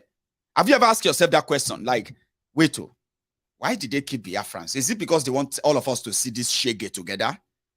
All of us to live and exist together in the poverty capital of the world? Like, why exactly did they kill people just to keep the Igbos as part of Nigeria? There's no other reason than for themselves. And it is obvious. It's not because they wanted to develop anything. Now, APC, Egbekegbe, is carrying on that trajectory. Buhari called them the dots. When they are plotting, when they are planning their development, when they are planning anything good or so, the Igbo and the Eastern region comes last. It is personal. It is called the renewal of the Cold War. No matter what they tell you, when an Igbo man says, we don't say you hate us. No, I don't like you always. Trying to always claim that they hate you and this or that. They don't, like the victims. The victim would, they say, we know what they did to you. We know what they are doing to you. But you have proved it over time. Your parents proved it. After the Civil War, they came out of it with almost nothing, but their heirs intact. They built from nothing. Look at what you have done. Look at what your parents, who succeeded the Civil War then, and many of you who have become what you have become today, coming out of them after the Civil War. Are those not enough for you to know that you are not victims? Nigeria is not big enough to make you a victim. Even though some of you love to sound like you are, you know what I mean? You should always see it as if like, there must be something they want in you, even though it's not in your interest, it's not to your favor. But do not ever see yourself as victims anymore. Like, I don't see you as one, no, and I'm not patronizing you. Look at me, oh. I'm not saying all of this because I want you to like Maiyegun or not. I've said that many times. So I am saying many things I've been saying about what has happened to the Biafrans, what they are doing to the Biafrans. I'm saying them because I can see the same templates. Here you get now. I can see the same pattern, which is when they are done with the Igbos, it will be the turn of the Yorubas. Whatever the Igbos have been experiencing in the hand of Nigerian system in the last 50 years, ladies and gentlemen, as long as Nigeria exists, when they are done with them, they will turn on others, and it will just be like, say, it used to be. And that's why I'm speaking out today, to make sure that even if I'm dead, long gone, there will still be Yorubas who are smart enough to understand how and why we found ourselves where we are and what they should do, which is they must resist. That's what I'm doing. By telling them, look at what they are doing to the Igbos. Look at what they are doing in Igbo land. Look at all the Igbo saboteurs who are making it happen as well, because they are also being rewarded. for helping them to destroy Igbo land, destroy Igbo people, and the rest of that. For what? For the peanut that Nigeria is offering them. The same people that you are seeing there, keeping quiet or supporting Nigeria as they are destroying Igbo land, as we see, right? By APC, you have them in Yoruba land too. They are Yorubas. The day it becomes our turn, now so they go watch them burn Yoruba land down. They will tell you why they have to do it, because some of you are stupid. You are not grateful enough. You should be thankful that you are part of Nigeria. All of you are too small. You are children. Your parents don't teach you well. That's why they are killing you. Same thing they are saying to the Igbos today. Those who saw what happened, those who lived it, those who survived the rigged system of Nigeria, but because they are now being rewarded or something is being given to them by Nigeria, everyone can go to blazes. So that's why I'm speaking out to say, I'm not Igbo, but they will do the same thing to us. I'm not even dead yet. They have already started doing it to us as well in Yoruba land. Have you not seen it? What do you think you should do? And do you even know what to do? Do you know how to react? Do you know how to react? If you don't look at those who have been the victims for so long, 50 years. They say, well, Maiyegun, you are always talking about the Igbas. I say, I am talking about you. Because it's going to be your turn. In fact, it's already your turn. But psychologically, you are telling yourself that, well, I'm a Yoruba man. Our local. The day you will realize it may be too late. So I'm not talking about them. I am talking about what they will do to us. Because when they start doing it to us, they will say, shut up your mouth. Are you the only person? At least they did it to the Middle Beltans, the Benue people. You see what? See now? Why are you screaming? Are you the first person? This is Nigeria. Let us all pray for our government. Pray for your killers. Yoruba, we will not pray for our killers. So me, I will not encourage you to pray for your killers. I'm going to encourage you to stand up for yourself all together and get rid of our killers. The threat to our lives. So if I speak about the Igbos, if I speak about it's because there are things happening. And there are already replica of all those things, right? Right there in Yoruba land. We can see it. It's just that some of you don't want to. Because it's so sad to realize that you are suffering the same thing. And that is why we say, when they now said, Tinubu told them that going to Eastern Nigeria is a waste of time. And somebody tell you that Tinubu is bringing progress to Nigeria. Do you know one of the reasons why Buhari actually failed is because of his hatred for the people of Eastern Nigeria? He is so loaded with that hatred. So much. He came with so much revenge, right? That he started acting on impulse. Shemika call him impulse on terrible impulses. He wanted to prove something. It's like he's so eager to show to the Igbos that I am senior, I will show you. But it is not enough. That's the problem. Now, for 7 years, all he succeeded in doing is to show to the Igbos that they are not wanted in Nigeria. I'm a Yoruba man. I can see that. If you are an Igbo man and you are not seeing it, question where you are, question where your last meal came from. If your last meal came from you being part of Herdsmen for Nigeria, then I understand. But if your last meal came from your sweat, the one that Nigeria is willing and ready to use their policy to take away from you by every means, you will never disagree with me. You will know that this last 7 years, if they have shown anything to you at all, is that you don't belong to Nigeria. Do everything you can, support your brothers and sisters, team up in unison, and bring out Biafra as soon as possible. That's what they have shown you in 7 years. Babashir Lawan.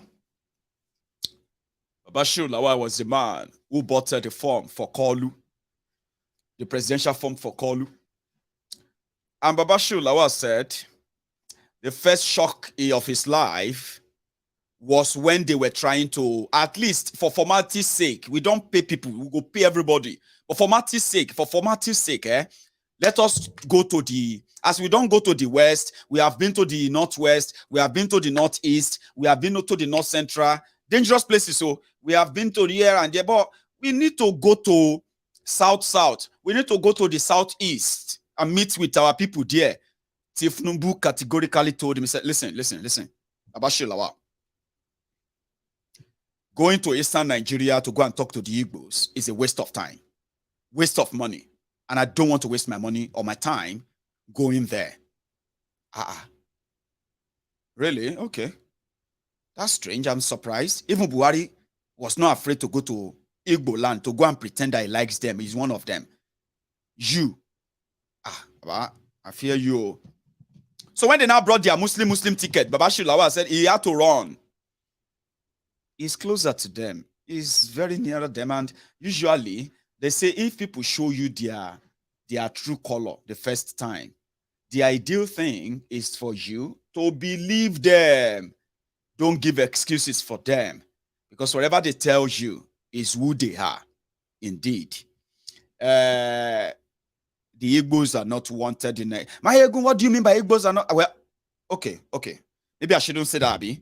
APC, Egbekegbe, in charge of Nigeria right now.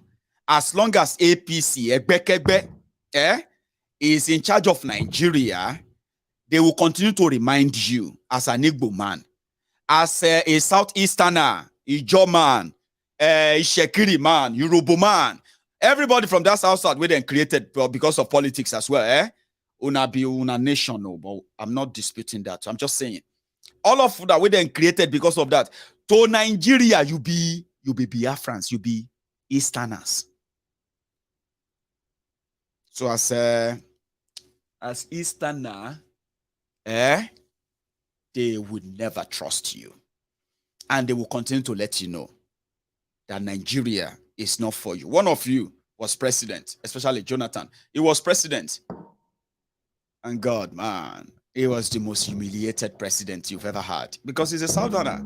You know, how he take be president? They fed on him. They wanted to hit him alive. Now they are begging him. Because they need that power too. So APC will continue to remind you, like I said, and people destroying people is no different. Watch this. Number one. And two, for the fact that it is difficult for the party to truly go on, even as we flagged up our campaigns, without formally coming to request that though we are very conversant with the fact that you're playing elder statesman's role, not only within our nation, but across our sub-region in Africa and Africa, that there is the need for us to come forth, to truly be. And you need to give us guidance, you need to offer us prayers, and you need to truly find a way to add your voice, both publicly and even privately, in many situations that we call for you to speak on behalf of this nation, on behalf of our country, on behalf of the People's Democratic Party. A lot of people may have said one thing or the other, but APC change. God bless you all. God bless you all.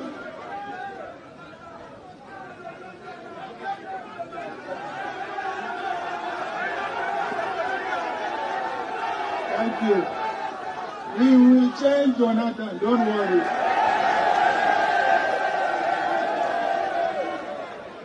Seize the man who is going to change Jonathan here.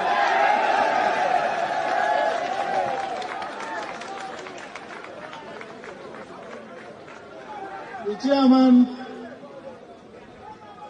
You know, what I don't like in people, we forget history easily. We forget history. We forget history that in 2015, when Jonathan, as a sitting president,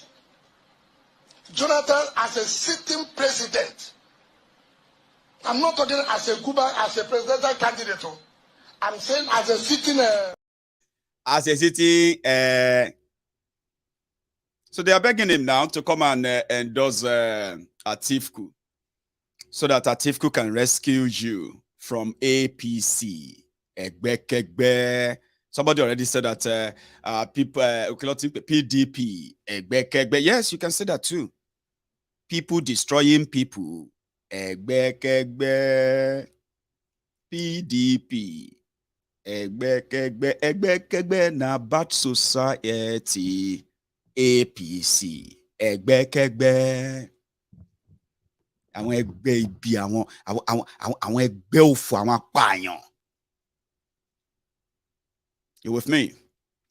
So the whole fraud, in a way, continue to kind of, make us to ask questions like, to what end, to what goal is keeping Nigeria warm with the intention, or should I say with the intent to continue to what? Enslave us, is that? Anyway, the other day you had this news. The news of the newly discovered oil in Gombe and Bauchi. Shall I remember? Do you remember that? Now that is about to cause the Second World War up north now. Some people are saying that Maiyegun, no, they dull yourself. There's no crude oil anywhere. Oh, now, Bobo. I said, why? They say, okay, wait for it. Now, Bauchi and Gombe, they are about to set up their own terrorist group. Or should we call them militant, oil militant in the north? Because according to them, the Mailori Molokori oil rig that they said they found, 1 and 2, Bauchi said is their own. Gombe said not their own. No be anything joint own. Buhari said na 2 of them own them. But can't be like saying na Bauchi the land gone day. Some said the be like saying na the pipeline. The crude oil where they bring from Niger Delta, where they put the pipeline enter. So once them pump. So the people of Gombe then get the code say now part of the pipeline pass through their land. It be like saying they lay pipeline through your land there, and then they can't put the pipe out in another person's backyard. And you are like, listen, if I don't want you to pump oil, I can just stop it from my own land and put the pipe up in my own land and you will not get oil. Anyway, $3 billion investment is about to cause another problems up north. You have the Boko Haram 1, Boko Haram 2, ISWAP 1, ISWAP 2, Fulani terrorists, the professional kidnappers, the negotiators who are also terrorists, the arms dealer who are supplying them all that, including the human trafficker who takes out the people they kidnap, who can't afford the ransom, and they set them off into slavery. In other other Islamic terrorized, regions in Africa, or where all these terrorists are there with their arms and all that again. Sorry, that didn't slip. Islamic terrorist or Islamic terrorized part of Africa, where people are shouting Allahu Akbar, cutting head and the rest of them in the name of Islam. In a way, we agree that they didn't represent Islam, but you can say that to the people that they said Bismillah before they cut off the head of their family members, in a way. So in all of this, we are about to get the new entrants into the fray. The armed jihadist militants fighting for oil up north. Maybe if there is one. So I was reading that and I was like, okay, that's interesting. So we're going to see if we are going to start reading about the oil worker kidnapped, or maybe that is actually what is going to bring to the fore the truth about the oil that has been discovered up north. What else? What else are they not sharing? What else are they hiding? And on like that. Because Nigeria is so fake that when something sounds so good to be true, then it is. That's confusing, Abi. And so now, as soon as they talk the English, they say if it is too good to be true, then it is true. I mean, it is too good, or I don't know. Too good is that when it looks like, oh, this is impossible. Do you get that now? But this is fluke, Jerry. Too good to be true. When something is a lie, when you suspect something is a lie, then it is a lie. If you pay attention very well. So it's a matter of time. They haven't started shooting. They haven't even started pumping the oil. It'd be like, say, for the political optics, they don't achieve that one until further notice. Or maybe when they wanted to start pumping the oil to see who is the real owner. Some said, Maiyegun. Northern Nigeria want to start having the share of the 13% derivation formula. Derivation formula. Oh, wow. 13% of any crude oil sale in Nigeria, they will take 13% because they are oil producing states now. Whatever. That's what I heard. Until somebody sent me a clip of Kolu talking about how he brought electricity to Nigeria. Obasanjo killed it, which is a lie. The Enron that Tifnumbu brought to Nigeria. Are you with me? That Enron, a subsidiary of the American Enron, which went bankrupt because of corruption and all of that back then. You know Enron. Now I think they changed name. And those of them who put together the package in Lagos back then, they started a power plant in Lagos. Do you know they still have the power plant in Lagos? They are generating that power. They are generating that power in that Lagos now. It's just that, like others, now Zobo, that they generate, but the problem is to distribute. Now, Tifnumbu is telling people that the reason why Nigeria have no electricity is because Obasanjo killed that Enron, a demented one. He was talking at a restaurant somewhere after the Charlatan House show, the circus at the, sorry, people have changed the name. They don't call it Chatham House anymore. Many people are now calling the place Charlatan's House in London. After that, Tifnumbu was talking. Sorry that he's screaming, okay? Just manage him. There's something I'm still going to share with you. Go on. But if you are winning, let it be. Including coming to London. Yes, so thanks to Adja. Thank you very much, Adja. I should leave it alone. At least you came. Adja. Yes, so. And I'm speaking in London. Not in Jigawa.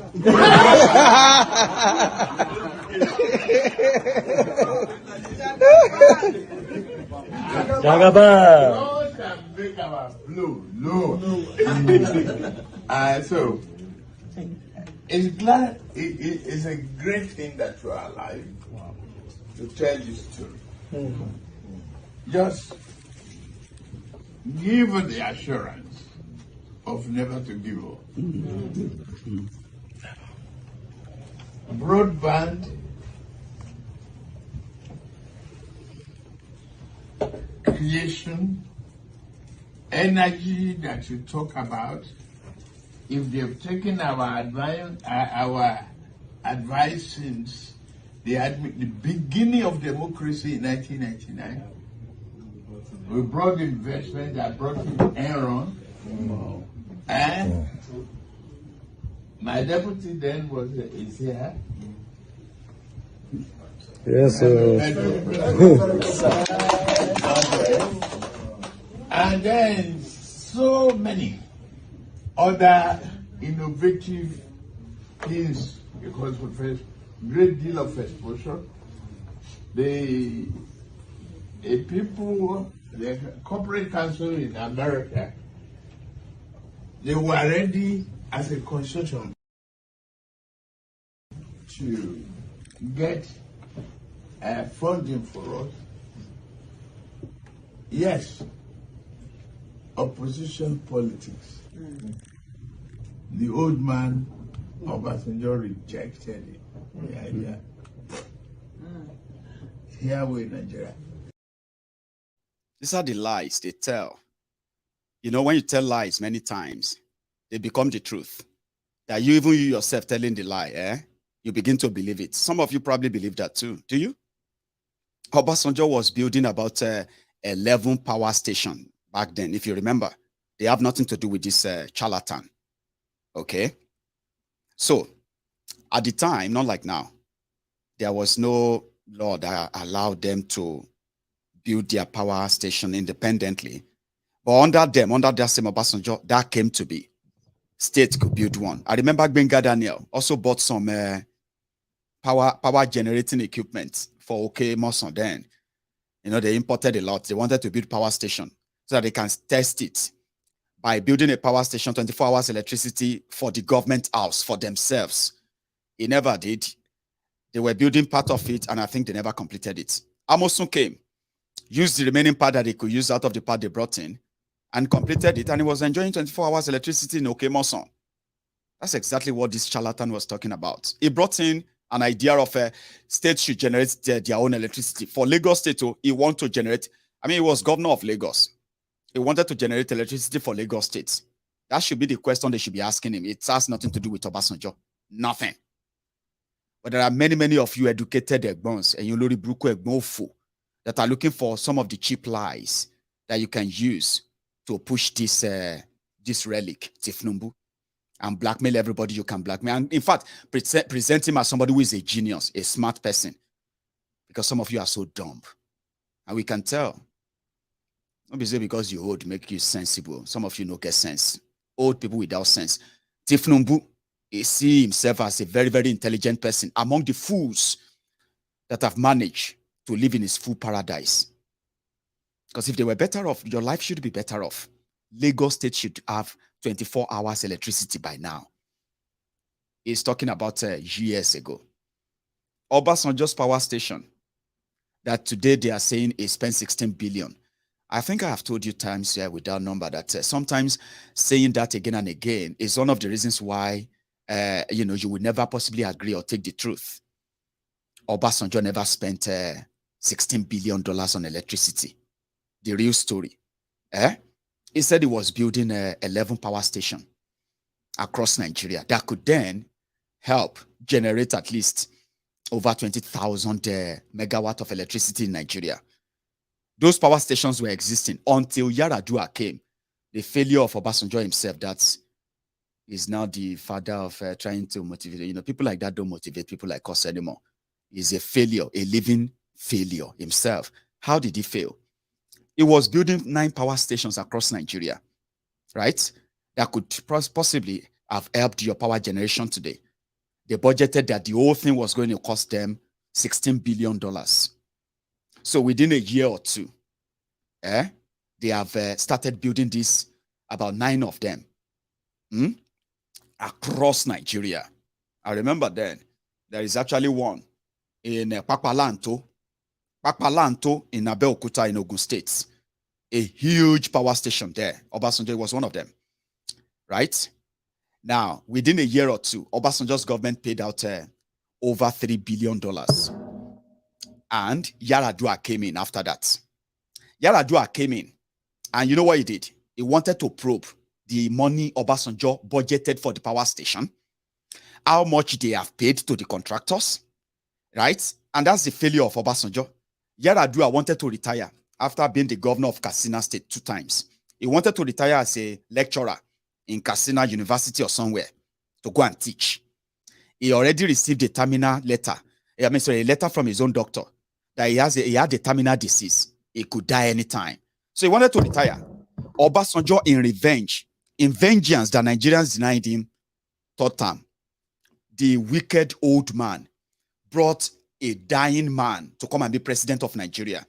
The intention then was that constitutionally, if Yaradua should die before the election, let's say a month or 2 before the election, constitutionally, Obasanjo will have the right to suspend the constitution, until, and continue in office until the party can produce another candidate that can then stand in an election within 90 days. All of this, as mad as they sounded, right? Yaradua was a punishment for Nigerians from Obasanjo. But Obasanjo was the first victim of his own creation. A sick Yaradua decided to probe Obasanjo. The media was talking about 16 billion. Obasanjo spent 16 billion on power. Obasanjo said, guess what happened? Elumelu. They said Elumelu should go and head the House committee that is going to investigate the power investment of Obasanjo. They spent 2 years investigating how much Obasanjo spent on power. All the power station, the project, everything stopped. By then, this Kolu in don't leave power. And his Enron deal was still in place to be sustained by his own successor, Isaleko Albert Einstein, Fashola. So, it has nothing to do with Federal. It has nothing to do with Abuja. It has nothing to do with anybody in Abuja. It was purely his business in Lagos. But you see, the educated illiterate or educated idiots who love to spread all the lies and make them, they believe in their lies. Yaradua said Obasanjo spent $16 billion. The media said Obasanjo spent $16 billion. Melu investigating Obasanjo said that Obasanjo, they've discovered that the $3 billion or so Obasanjo paid to the contractors. Some of the money have not been used for the power. Within a year of investigating or 2 years of investigating Obasanjo's power investments, Melu himself came on, and Melu and his team investigating those who stole power money. They themselves are accused of collecting over 20 billion naira as bribe from contractors that they are investigating. At the investigator, at the investigated, at the investigatee, at the investigator, the whole investigation enter caution. Finally, Yaradua died. At the 16 billion, at the 3 billion, at the and that, you are all left in darkness. Now, Kolu is talking about bringing Aaron down to Nigeria. Obasanjo didn't take it. And you educated morons, you are repeating that. I mean, it's so insulting anyway, but it's Nigeria. Foolish people get confidence. Wise people get doubts. Do you know that? The reason why the world is mad, the reason why mad people are in charge of the world today is because foolish people, stupid people, fanatics, they are so confident these days. People we no get sense. They will be speaking publicly with confidence. You will get sense. You will even get small sense. That your small sense, you no get confidence.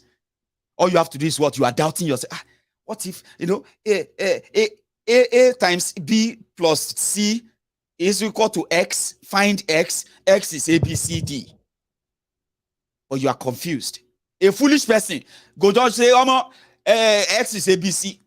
He say, but how did you arrive at that? But no, they ask me a question. If you know understand how I arrive at that, go and work it out. X is A, B, C. Period. Foolish people. You will get sense. Continue to work.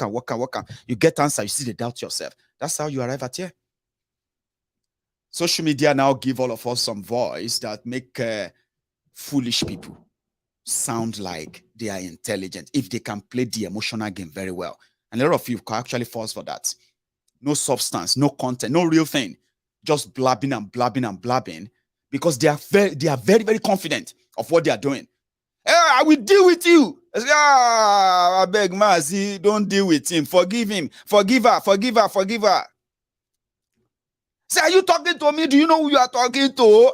I say, Maiyegun no vex, Maiyegun no vex, you don't provoke Maiyegun now. You, this guy, do you know this? You do know that Maiyegun has millions of people? I say, you see, if I be a foolish person, confidence, all I need is just a confidence. And some people will say, yes, no substance.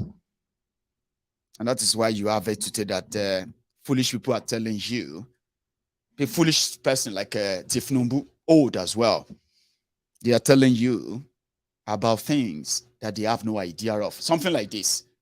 Power is not given to you at a restaurant. Yeah? No, you don't get power from restaurants. No, you have to snatch it. You have to fight it. Blah, blah, blah, blah, blah, blah. In Tifnumbu's way. Elo prepare for election, ballot snatching. Well, it won't be new. But it's already motivating the Abrodian Lagos Abobakus. Is motivating the Abrodian Buhari idiots, bat idiots. Is telling them, even though no be people like you go help us take the power, una go just help us, spread the lies. Now they abroad, they tell them, say, you understand me very well. Because you see that power, now grab, we go grab them. Go. The anthropology of it.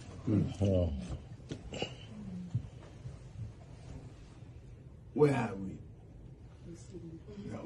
Political power is not going to be served in a restaurant. It's not served in a la carte. It's what we are doing. It's being determined to do it. At all costs, fight for it, grab it, snatch it. Yes, sir. And run with it. Yes, sir. Jagaban. Jagaban. So, read on. Call you to drop quotes. Ancestor don't drop quotes. The next thing is you have to clap. Jagaba, Jagaba. They've been grabbing power. In Lagos State, for example, they've been grabbing power.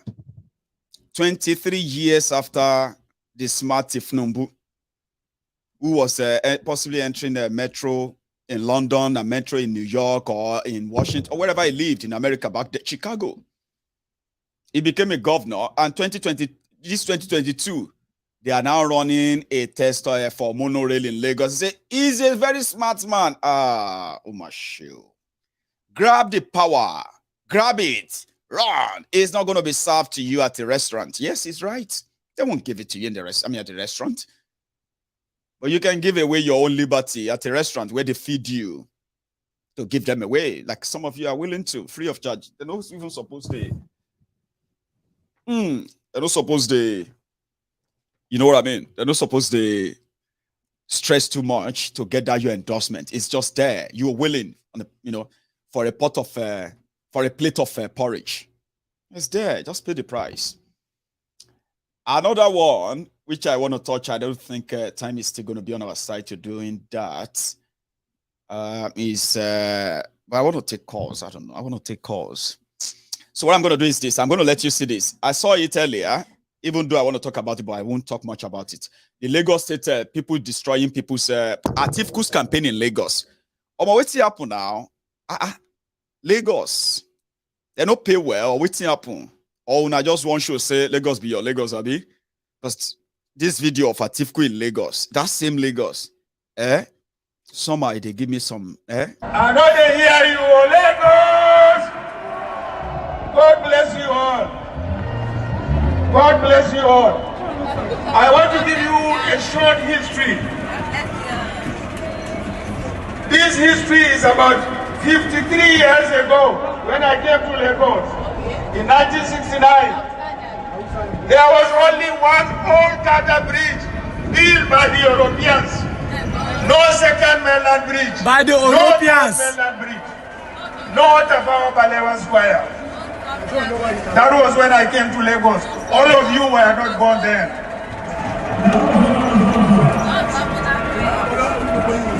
Now, I want to tell you. I think when you call Lagos, all of you are not born. I want to tell you. This is a fact. You can go and check. Now you're my president. The federal government. I told you before, now you're president. Build the second mainland bridge. The federal government rebuilt the old Tata bridge. The federal government. I'm so sorry, yeah. I forgot about it. I think that's the reason why I wanted to share it with you. Okay. Somebody in the background, he said a bridge was built by the Europeans. And he had to say it loud, like Atifku said, Europeans. Then Atifku now said, when he came to Lagos, some of you are not, all of you are not born. I was like, like, any Latin, I'm sorry. Usually it gets to me that way sometimes, okay? So, anyway, thank you very much. I'm going to go and get my tea, all right? When I make my tea, I'll come back and take calls, okay? 1 or 2 calls, then we'll call it tonight. You can also call in and say your mind as well. Thank you so much for being part of this tonight, okay? Tell me, how has it been? I mean, did this video work perfectly well on your screen? Like the picture, the image, 4K. You see this new device I got, It's, it cost me a lot, okay? About a grand, 400 pounds, put it that way. A grand 400 pounds. And I've been like, more. Make this thing sharp. Make sharp do the job. If you don't do the job, oh boy, in this cost of living crisis in the UK, I go para like for real. And I don't like returning things. It's very expensive, not too expensive, but like more for this period. Now I've been like, okay, I'm going to try it tonight. And I've tried this so far, so good. I want you to tell me the voice, the picture, the everything. Fine, Abi. Well, that's good. So the next thing I'm going to put my money on now is going to be a new camera. There's this camera I want. The camera itself is going to cost me about $4,000. Yeah, £4,000. So I'm going to start saving for it. And once I get that, I can have like about 2-3 cameras. I'll have one here. I'll have one here. I'll have another one there so that you can see different shots of me. And it can look pretty much like, wow, that's a studio. But that's my dream. I've got a lot of stuff here that does that for me in a way, but I've not got cameras that could give me all of that boss. I'm going to get to that part too soon. Now, you don't go anywhere. If you want to say one or two things tonight, I'm going to, yeah, it's 4K. You know, it's not even just 4K. Oh. My camera is a 4K HD. I mean, so Ultra HD. Sorry, yeah, Ultra HD. My new iMac is 4.5 Ultra HD. That's a 4.5K Ultra HD. But if you don't do the job, I go cry. Oh. So you need to let me know. Make me feel better that but Maiyegun is working well. Very, very perfect. Then I can say the money we have spent, it no be waste. I'll be back. And like I said, please show some love. Like the broadcast. Subscribe to my channel. I'll stay back by, setting up your notification as well. And if you want to be part of it tonight, yeah, just check the screen. That number on your screen, right? It's a WhatsApp call number, okay? Not direct number. When I come back, I'll pick some calls. And then we can call it tonight. Don't go anywhere.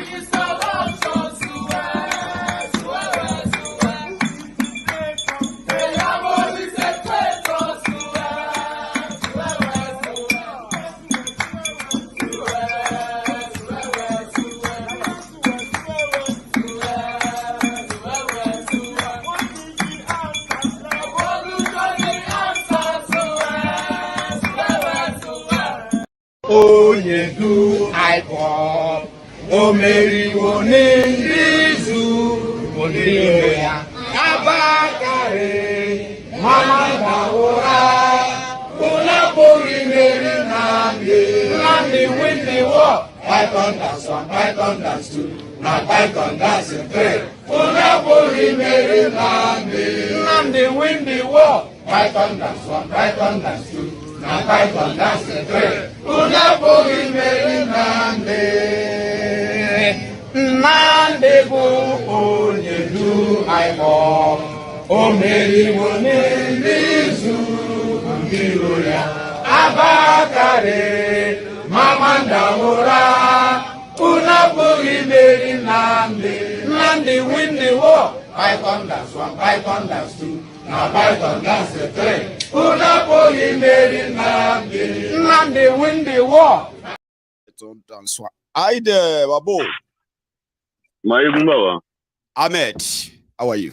It be like say this your new gadget now from European country they make them from. Oh yeah, tell me about it. Oh, that's why I wanted to hear from people directly. It's called feedback. Do I look European? No be now from European country they make them now. Since they just play European country, lot of so iṣẹ́ yàtọ̀ back up. I mean, even on a serious note, tell me, does this make any difference to what you've had in the past? Sense. No, it makes sense. It's clear. No, it's clear. Say the face perfect. Show, the voice clear. Very. Your face show. I don't see your shoe, but I don't see you go shine. That's why I'm asking. Like, you know, the face show, the voice clear. Your face show, your voice clear, your body show. You know that I look nice. I can't look like Persuaded Studio. You look nice. On TV. I did tell you, you are so psychedelic. Oh yeah, now as it is sweet them, you go there pay them. As it is sweet us, you go there pepper them. Oh yeah, now hang on. Listen, that's what we do. Sometimes people feel like, I made this or another person. But at this point, you don't make me smile. We can.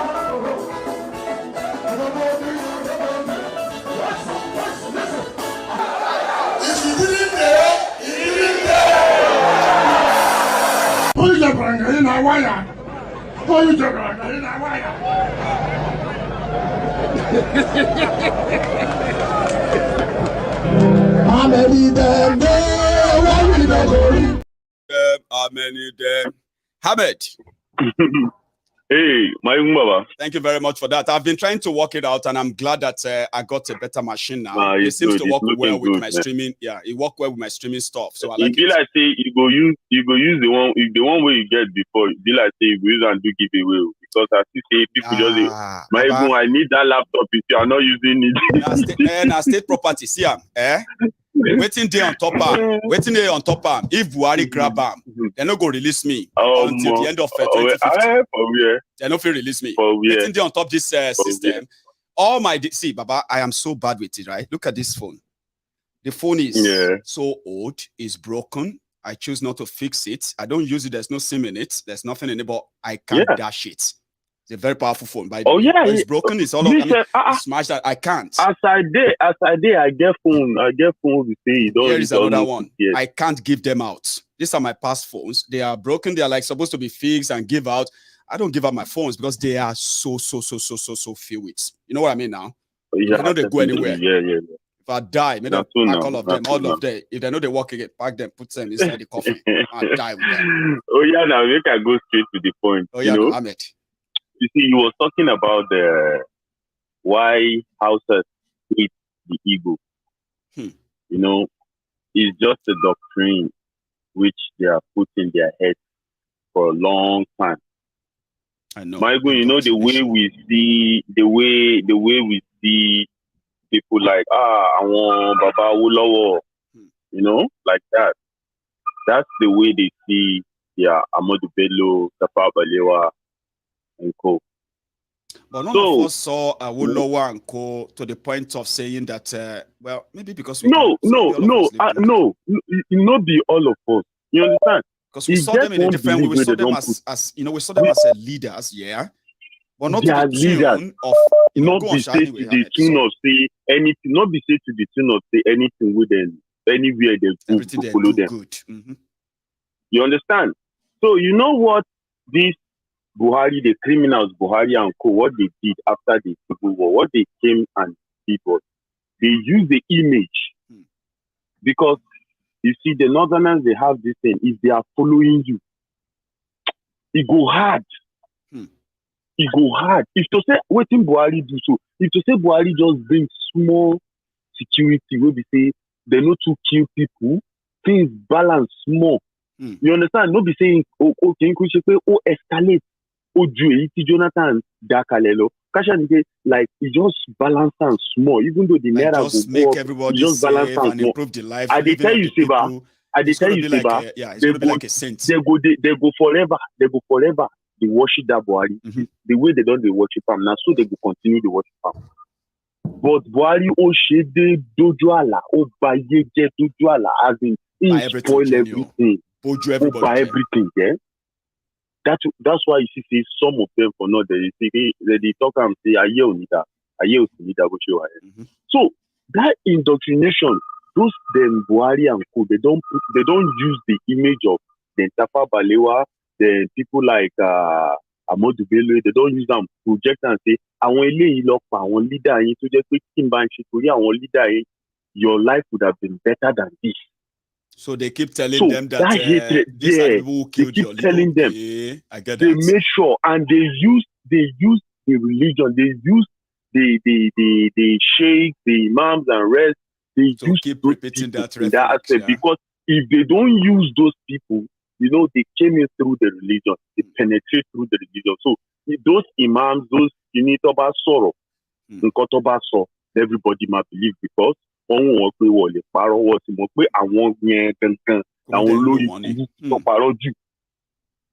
Sharia court for North, you don't want Sharia court for northern part of Nigeria. One certain time we say they know to expose the man, they've been catch him. Na judge for Sharia court. Ọkùnrin yìí máa ń gbé àgé, ó máa ń gbé wọ kíní court. Yeah, no, court. Judge, okay, Sharia judge. So, okay. Yes, judge, Sharia judge. So, Ashe, that kettle, now beer the day inside the kettle. I was expecting Ogogoro because I have one in my hometown. The day where they expose that guy. Last Labele love is suspended. They cover him. They don't want me. They don't want open up. But we there around. We hear everything happen. We sabi everything happen. Every time we see and see this one, girls are more KKK. You know, say if you go northern part of Nigeria, you go see all those and when you command those hawking, those children, you know, say there's a big hawk for North where there's a big hawk, put all those kind of all those people, you go see them for junction. You go see them for junction. All those people using young girls. Forget Maiyegun, this you see Maiyegun, this thing so at the top. Yeah. I know. But only go because you see through, you know, can't talk. When you talk as a Muslim, somebody as a Muslim, just like a Muslim like you will say, but do you know that Christians are doing it too? Hello. I don't give a damn. I don't give a damn. They can do it. But me, I need to say it so that people need to understand. Yes. It's not as if I'm tarnishing the image of Islam. No. But if we don't say it, how can we fish out those animals?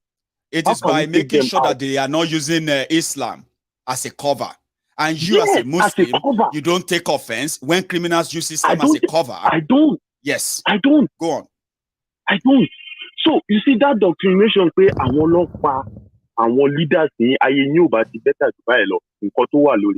So that thing will continue to speak with them. That is why they are so scared of Nnamdi Kanu, but they are not scared of Tuji. But do you know that this Fulani, Hausa, Kiniko, it has been going on for long. We say, when are they small? Maiyegun, see, we commit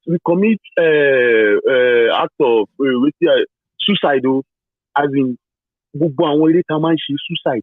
You don't want to be with the crossbow, go play ball. It's Kotoche Bridge.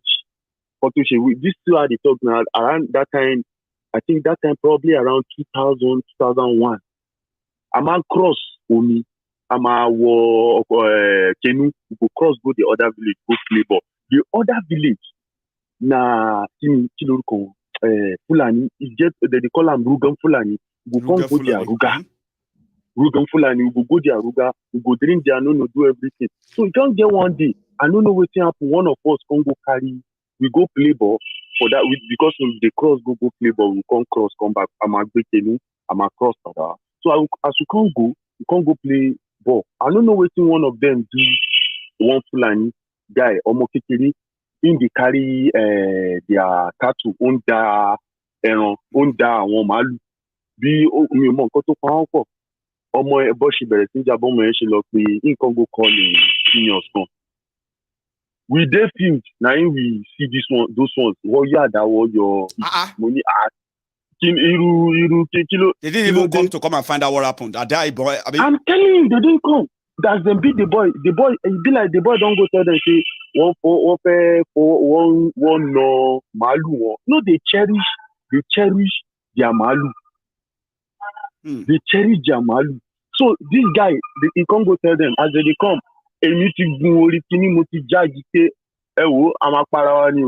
As I come to say the rest of the day, I only what in South money.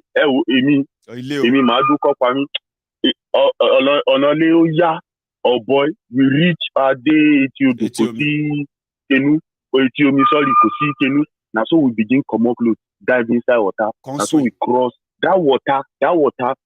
Na river Kaduna, they call it river Kaduna. Right. Owa village en koja. Omi etobi. Na so ubashe da koja niye. So you could have been a different story today. I may never have known you. Yes. Ahmed, we know that somehow. Yeah, go on, Baba. So you see, there are those people. That fight has been there, Fulani Hausa. But what Bomole. Now the thing has been escalating. It's leaving Fulani and Hausa. I no longer artist. I remember the day I make that exposure, and including the video clip that covered it. I were like, the guys who did that recording, Daily Trust guys. Remember, they declared them wanted though. Yeah. That those guys who came to expose that Fulani, Hausas are asking that they should be given guns to deal with the Fulanis killing them.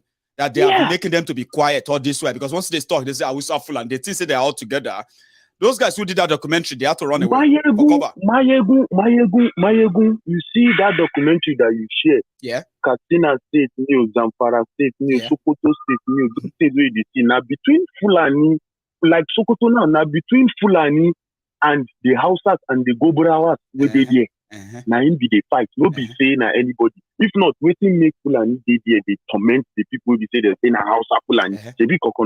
You understand? We told people, I said, it's all politics. Understand? When they say Hausa Fulani, there's nothing like Hausa Fulani. Nothing like that. It doesn't exist. There's nothing there's like Hausa, that. There's nothing Fulani. Like that. There are others too. Sure you get. Now, if they want to use political nonsense, they'll say Hausa Fulani. But we'll continue telling people. And everything is just so fraudulent. You know the reason why you see Yorubas are more preferable to the Northerners because they see Yorubas like they are more of a Muslim people in the Yoruba, what would I call it? In the Yoruba region, more than the Igbo region. Because if you enter Igbo region, probably maybe 90-something% of Christians or other religion traditional. Then maybe the Igbos maybe 2 or 3%. So, Igbo completely because like you see them that how did he feed them that much? So they grew up realizing that they are big, they are relevant, they are powerful, they are Nigeria, right? Even if it doesn't reflect in their life, Abi. So and then they are Muslim. So which means they are in every way they are blessed. If they die poor, they are going someplace better. Now when they now realize that some people are elsewhere outside that region and they are not Muslim, how is that possible? But you know, in Yoruba land, you will see like Oshun. If you go like places like Oshun, far, walk more. And they are they are typical of most of these northern Afars too. They are very violent. They are threatening. Very violent. Of course.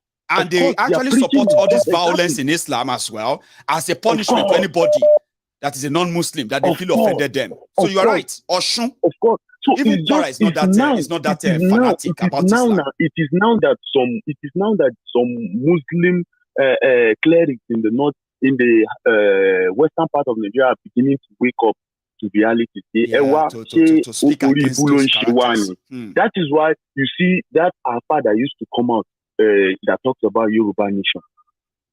Those are the kind of people that begin to pop out. Say, we are not the same with these people. They begin to realize because not like the Northerners that the doctrine is just been programmed like that way. There, they have been programmed that way, and they will never stop. So the best way for us, this thing, anybody that is watching you thinking, oh, they will come and unite Nigeria. Nigeria is gone. Thank you, let me take another one. Lastly, before I go, the tabati that way you want to for Lawan, if the time I do my own for Amo. Quick one. everybody, Sadu Alemu Karimu, Sallallahu Alaihi Wasallam, Tabati Adabila, Wataba Magna Numalu, Oma Kasafe, Lana Razatala, Bobra, Mama, Salato, Sidiablu. Ayelawa Lonida. In Yoruba, which is why Koni. Can you imagine, Baba? Cow business is not a national business, it's not a Nigeria business, it's a private business. Shall people be mad? Aye yin oni da gbogbo yin tẹ́ bá ń tẹ̀lé àwọn people yìí ayé yin oni da le okokan àṣewà láti tiran ní tìdílé God bless you òfùlẹ máa ṣe Ọlọ́run wa ní báyé tí wọ́n jẹ́ kó wá fi kó bá titi wa náà tí ó yé bàbá no láíláí ayé tí wá ti dà kò ti dà fún ẹni tí ò ní dà fún ni. Thank you so much. Let me take this. Oh, AY, Abi, AY, AY, I mean, citizen AY, how are you? Good. Oh, you're with us tonight. It's been a long time. It's been a while. I just didn't watch the show. Not bad. Hanging in there. The weather's been dealing with me very well. But tell me about it. I mean, but we're managing. We're managing. We're getting there. Yes. Well done, and listen, great work that you're doing. Keep it up. We need to continue to wake our people up. And to be honest, you've been leading this charge from even for years, 10 years minimum. Yes. And you're continuing to do that. And I'm in full support. And all of us, I encourage every one of us who are in this struggle to emulate what you're doing, to continue to speak the truth, to shine a light, to open the mind and the eyes of our people to see the lies that we've been told for so long. We've been told lies for so long that many of us are blinded by those lies. It breaks out when you look around and you realize how much of these lies have actually been so entrenched in our system, in our psyche, in our daily living. And to actually come back from them is so sad. It is. To realize how long we have wasted in that box they placed us. And the moment you are out of it, the moment you are out of that box, it feels different. Yes. And you want other people to feel same. Yes. Can't you just take us? I mean, this is not about money. This is not about power. No. This is not about anything. It's about your thoughts. No. How do you think? What are the thoughts they embedded in you? How much of them have actually limited you as a person? Now, when you take yourself out of that box, it feels different. I've been outside that box and I feel better. I don't want to go back into a box where I have to live in fear of the dictate of my own oppressors. I will never keep quiet. I will never keep quiet. No. None of us should. No. AY. No, we should. There is something, right? AY. There is something I want to. I wish you would one of these days be part of our People's Parliament. Okay. You are one of the. You are one of the greatest assets. One of the most valuable assets. For the people of the Yoruba. No, listen. I wanted to say this to you all the time. I'm glad I'm saying it on here right now. Okay. Several times you have reached out to me to say, Maiyegun, you could please do this for me. I mean, let our people know that people like us also are here. We are doing our best, which is true. Somebody like AY deals with exposing the legal flaws of Nigeria, starting with the trashy book called The Constitution and many other things. He spent his time, researches and all that. He's got his channel. He's got his platforms here and there. Well, people are not paying attention to the right people. And somehow, I wish I have a way around it and making everyone to see the kind of assets AY is for those who really want to know about emancipation of their mind first before emancipating others is by knowing what actually made the wrong thing that happened to you to be, in a way, a legal thing. How to know that no matter how they say it's legal, if you pay attention very well, you will realize that there is nothing legal. It's just a pure coercion. And AY is an asset in that regard. You are an instrument that should be part of the media that tells people the legality and, continue to remind the people the legality of their, or the legality and the legitimacy of their advocacy for Yoruba nation, for Biafra, of anything everybody is standing for in Nigeria today. But unfortunately, I don't know what we can do. That's why I'm saying this to everyone now. And I want to see you hopefully participate in our People's Parliament in a way that people can get to see more of how much of a value you are to us. Personally, now, this is why I'm saying this way. Personally, I wish there's something I could do to put you there. Put you there and let people see how much of you we need and how much of you we should patronize. But if you are watching me tonight, AY has a channel on YouTube. Please tell us about that. Okay, yeah, thank you very much, guys. I have my YouTube channel, Citizen AY, and I'd like you guys to just join us there. Just help spread the information. All we do on that channel is speak truth to power. Yes. We try and look for information that is really important, and what we are looking for in that channel, what we're trying to always impart is the knowledge to the grassroots, to our cities, to our towns, to our villages, to make sure that each and every one of us knows that we have the right to self-determination. Yes. We have the right to hold those who are in government to account. Yes. Even in this fraudulent country that is Nigeria now, until we go into the Yoruba nation, we can begin to make some changes to make sure that they in no way ever. And that's one beautiful thing I love about you, AY. You make people realize that even before we get to Yoruba nation, we still have the responsibility and the right to hold these people responsible for everything they do. That's it.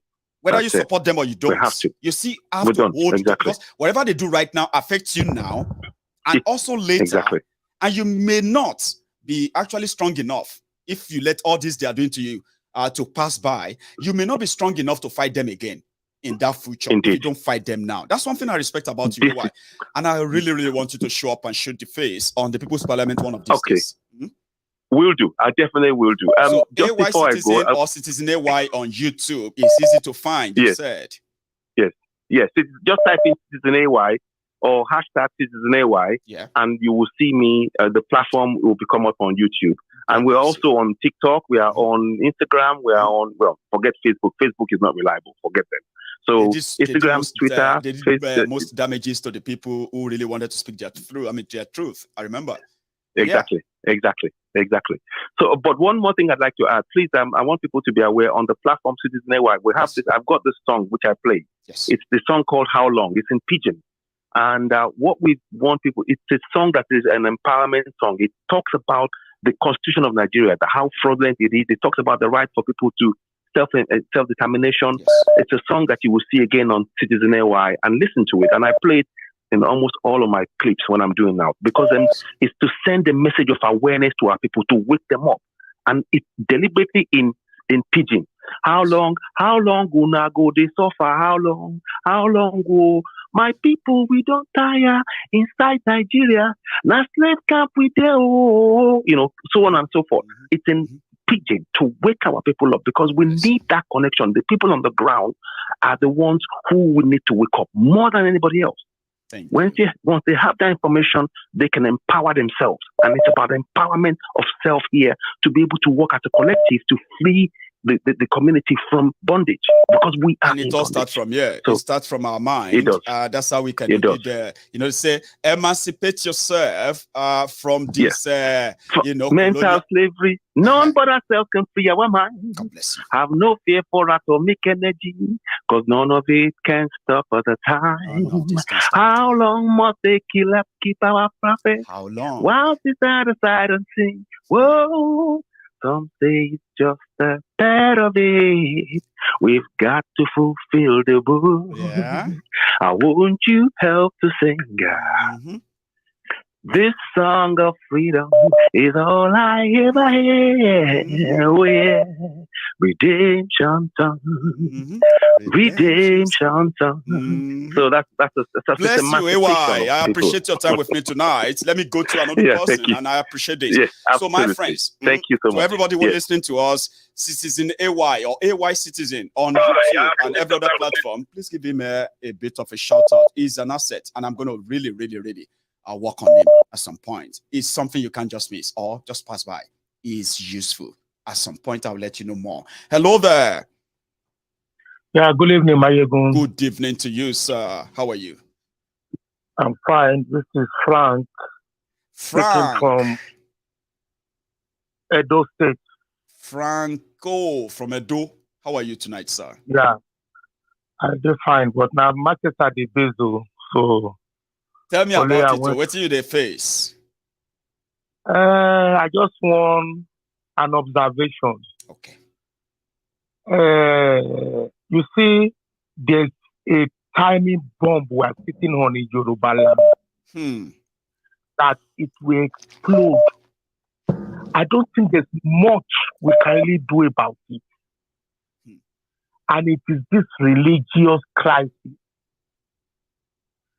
And they might try not to shy away from the truth. But we cannot run away from it. You see, 70%, if I'm not mistaken, of the couch in Yoruba land.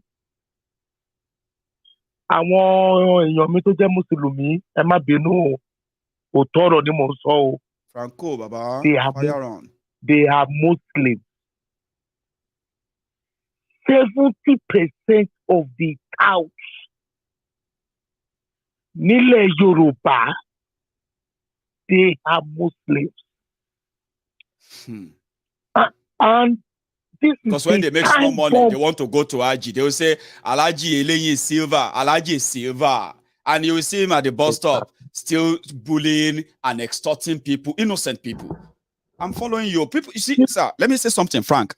There's a time I told people, I said, listen to this. So I said, you see those Boko Haram up north, right?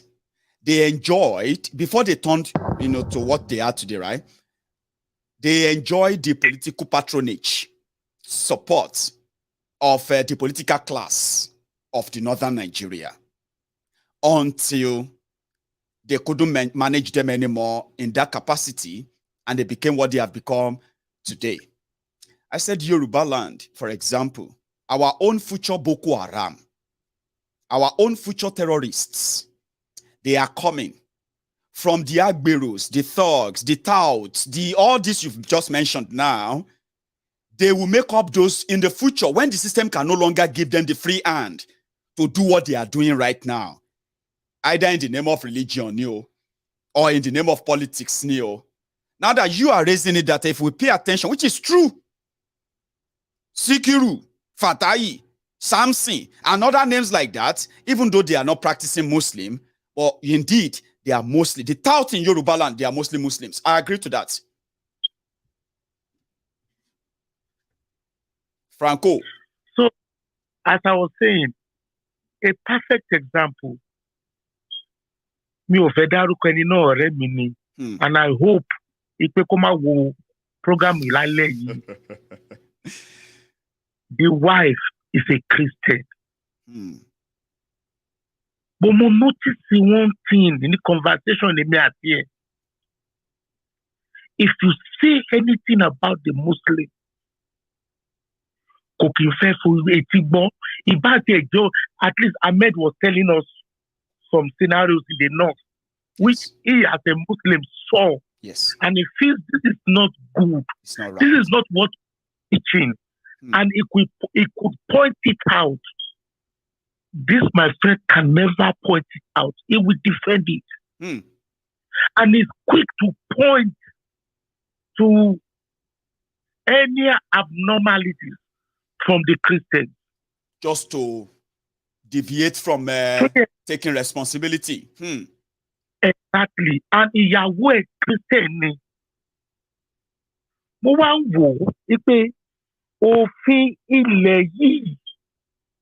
The laws of the land is the one that is holding this guy. If this guy is in Nigeria, Yoruba,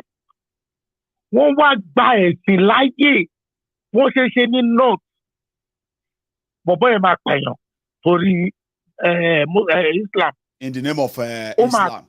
He will do it and he will regret it. Our land closet terrorists. We have many of them in Yoruba land too. They are closet terrorists. They haven't killed before. But when they see that people are killed in the name of Allah, they will defend it and say the people who killed it, they didn't do anything wrong. Why did those people also insulted Muhammad? In our religion, if you insult, they won't kill, right? Because they come from a place where it's not easy for you as a Yoruba Muslim to pick up a knife and say you are defending Muhammad and stab somebody or kill somebody.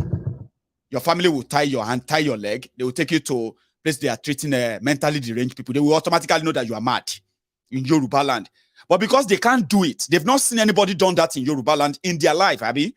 When they see those who have done them anywhere in the world, including up north, like you said, they would defend why they did it. They say, why did people also provoke them? Why didn't the people just say, you know what I mean? I get what you mean. I have people like that around too. Mind you, Ombonile Yoruba. Oluwo, see, Oluwo of Iwo, ok declare Oluwo, Emi somebody who they said that they should do Oro Idile, Oro Ogba, Oro Awo, Oro Oba, he no do He told them, he said, no, I know they do. He no do anything and they're still calling him Oluwo today. Now, everything he's been doing as Oluwo, has shown to us that if the terrorists are going to use religion to enter Yoruba land, Islam to enter Yoruba land, Iwo in Oshun is already an open window for them. It's the crack on the wall of Yoruba land. Again, this is not about Islam. It's mostly about something even more sinister than Islam, that they only want to push Islam to get at. So, as a Muslim, don't take it personal. If you take it personal, you are probably one of those closest terrorists, rather. I want terrorists are belly that are waiting for the day that they will have a chance so that they too can be able to slaughter people. Are they with you, Baba? Yeah, it's all right. Let me give other people a chance to still talk. Nice chatting with you tonight. Thank you very much for tonight. Okay, Franco, let me go also to did I miss that? I'm sorry. I have another caller on the line. Here we go. Hello there. Yeah, MG, good evening. Good evening, sir. Baoni. Yeah, Kuba. Once more, my name is Akin Olafioye. Sir. Yes, sir. Yeah. It's nice seeing you, your face very looking good and radiant tonight. So, do I actually look different on your screen tonight?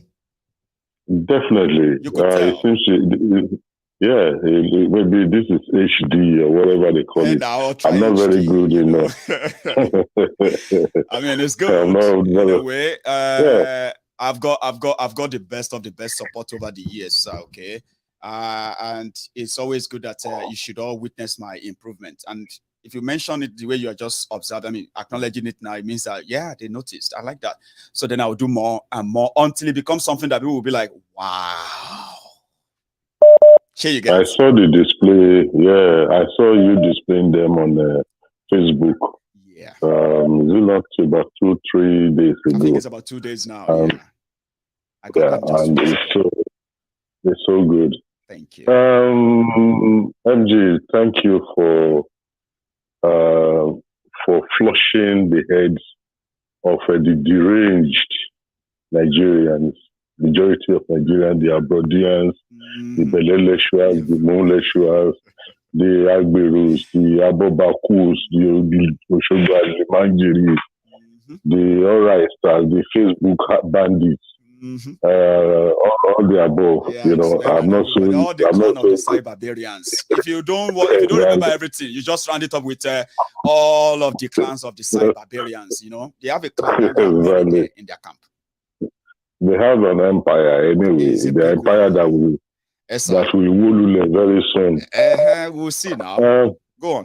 Yeah, Maiyegun, it is crystal clear that the Stockholm syndrome entrenched in the system of most Nigerians is epidemic and need to be flushed out by special psychiatrists who have a spiritual, native, or traditional background. We just abracadabra. I would love to see that. Exactly, to emancipate themselves from mental slavery in which they find themselves, just like AY has sung the song of Bob Marley. Emancipate yourself from mental slavery. I will sit down watching them killing our prophets, like sending them to exile, sending them to prison or jail, like Mazi, Namdi Kano, like Igboho, like Igboho, like Delegiwa, like the Sarowiwa and the Ogoninai. You see, these are the things, and we people, we fail to acknowledge and see beyond. Majority of us don't have a critical thinking and critical look into what is happening now. So we always we fail to learn from history, and therefore we are bound to repeat the same mistakes. And here we are. Exactly. And if this thing is not nipped or cut off from the branches, yes, like what the other guy says, and like what you say, you see the present Agberos here, they are going to be our own terrorists later in the future. Now, if a system pop up tomorrow, sir, if a system pop up in Yoruba land tomorrow, for example, a new government that actually really represents Yoruba people, right? Let's say they pop up and they stop all this Agbero. Now, the worst fear is that what are they going to be feeding on? Many of them are not really trained. They are not educated enough to actually get themselves employed. Even those who are graduates are still not employed. But some of them are unemployable. Now, at the end of the day, we need to survive. Sure, you know. Some of them will have families, they have children. All of these things will stop the moment the free money stops. Some of them will pick up a normal job in a system that is now providing an informal or formal system that provides a job, right? So they have to work for the money. A lot of them won't want to work because they've never really worked for money. And if they work, the money will not be enough. Now, people don't know that when that future comes, these are going to be our own terrorists in Yoruba land. And that should worry everybody who actually really cares. Not about today, but that tomorrow. Just sit down and think. When this whole thing stops, like the Boko Haram up north, would you and I be safe again when they have no access or the right to publicly extort you, bully you, take from you, when they can no longer do that? How would they feed? I mean, how would they fund the lifestyle that the rotten system Nigeria gave to them? That is why I said that they are our own future Boko Haram. So another person can tell me I'm wrong, and I'll gladly agree and say, well, maybe not my own theory, no, they work. But that worries me because we know who they are: extortionists, more so for politicians. They are of no good. They are not. They have no of. I mean, they are not of any good. We know that. We are just tolerating them because they have made us to get used to them. A day when they no longer have that money, the political clouds, sure, you and I will be safe, Sha? I don't think so. Like what you were pondering on and what we are hammering. Yes. You see, they always say something in Yoruba land that no matter how long a rain beats a leopard, it can never change its stripes. Never. Because they grew up in the system, they have from their day one. I told you some time ago, in the 80s, I was going to Atoshodi there, and I saw these young boys from the age of 8 to 15 sleeping on the flyover. These are the boys that don't go to school. They don't have any tertiary education. They don't go to any training school for any kind of handwork. Then at the end of the day, these are the boys that grew up to be the area boys now. So how are you going to tame them? Those have become the age of 40, 50. This is how they have grew up in the hardship, the ash economy, or the ash outside of Nigeria. A child survived that system. You didn't know how. Nobody knows how. Suddenly it just appears somewhere because it could shoot well, it could box well, or it could break bottle well. And now he's known with some politicians. Nobody knows his story. Suddenly they want him to be good. They say, he's a very good person. If you go closer to him, are you sure? Are you sure you know his story? Are you sure you know the story of so many of these injured or wounded young Yorubas who are now grown-up men and women? Are you sure you know what they have been through? Anyway. People will never saying Kolu, the second one is saying Kolu, reading from telecomputer. Teleprompter. Yeah, I'm passing questions meant for him to the members of his illicit cabinet members, which I see is tantamount to ridicule Nigerians.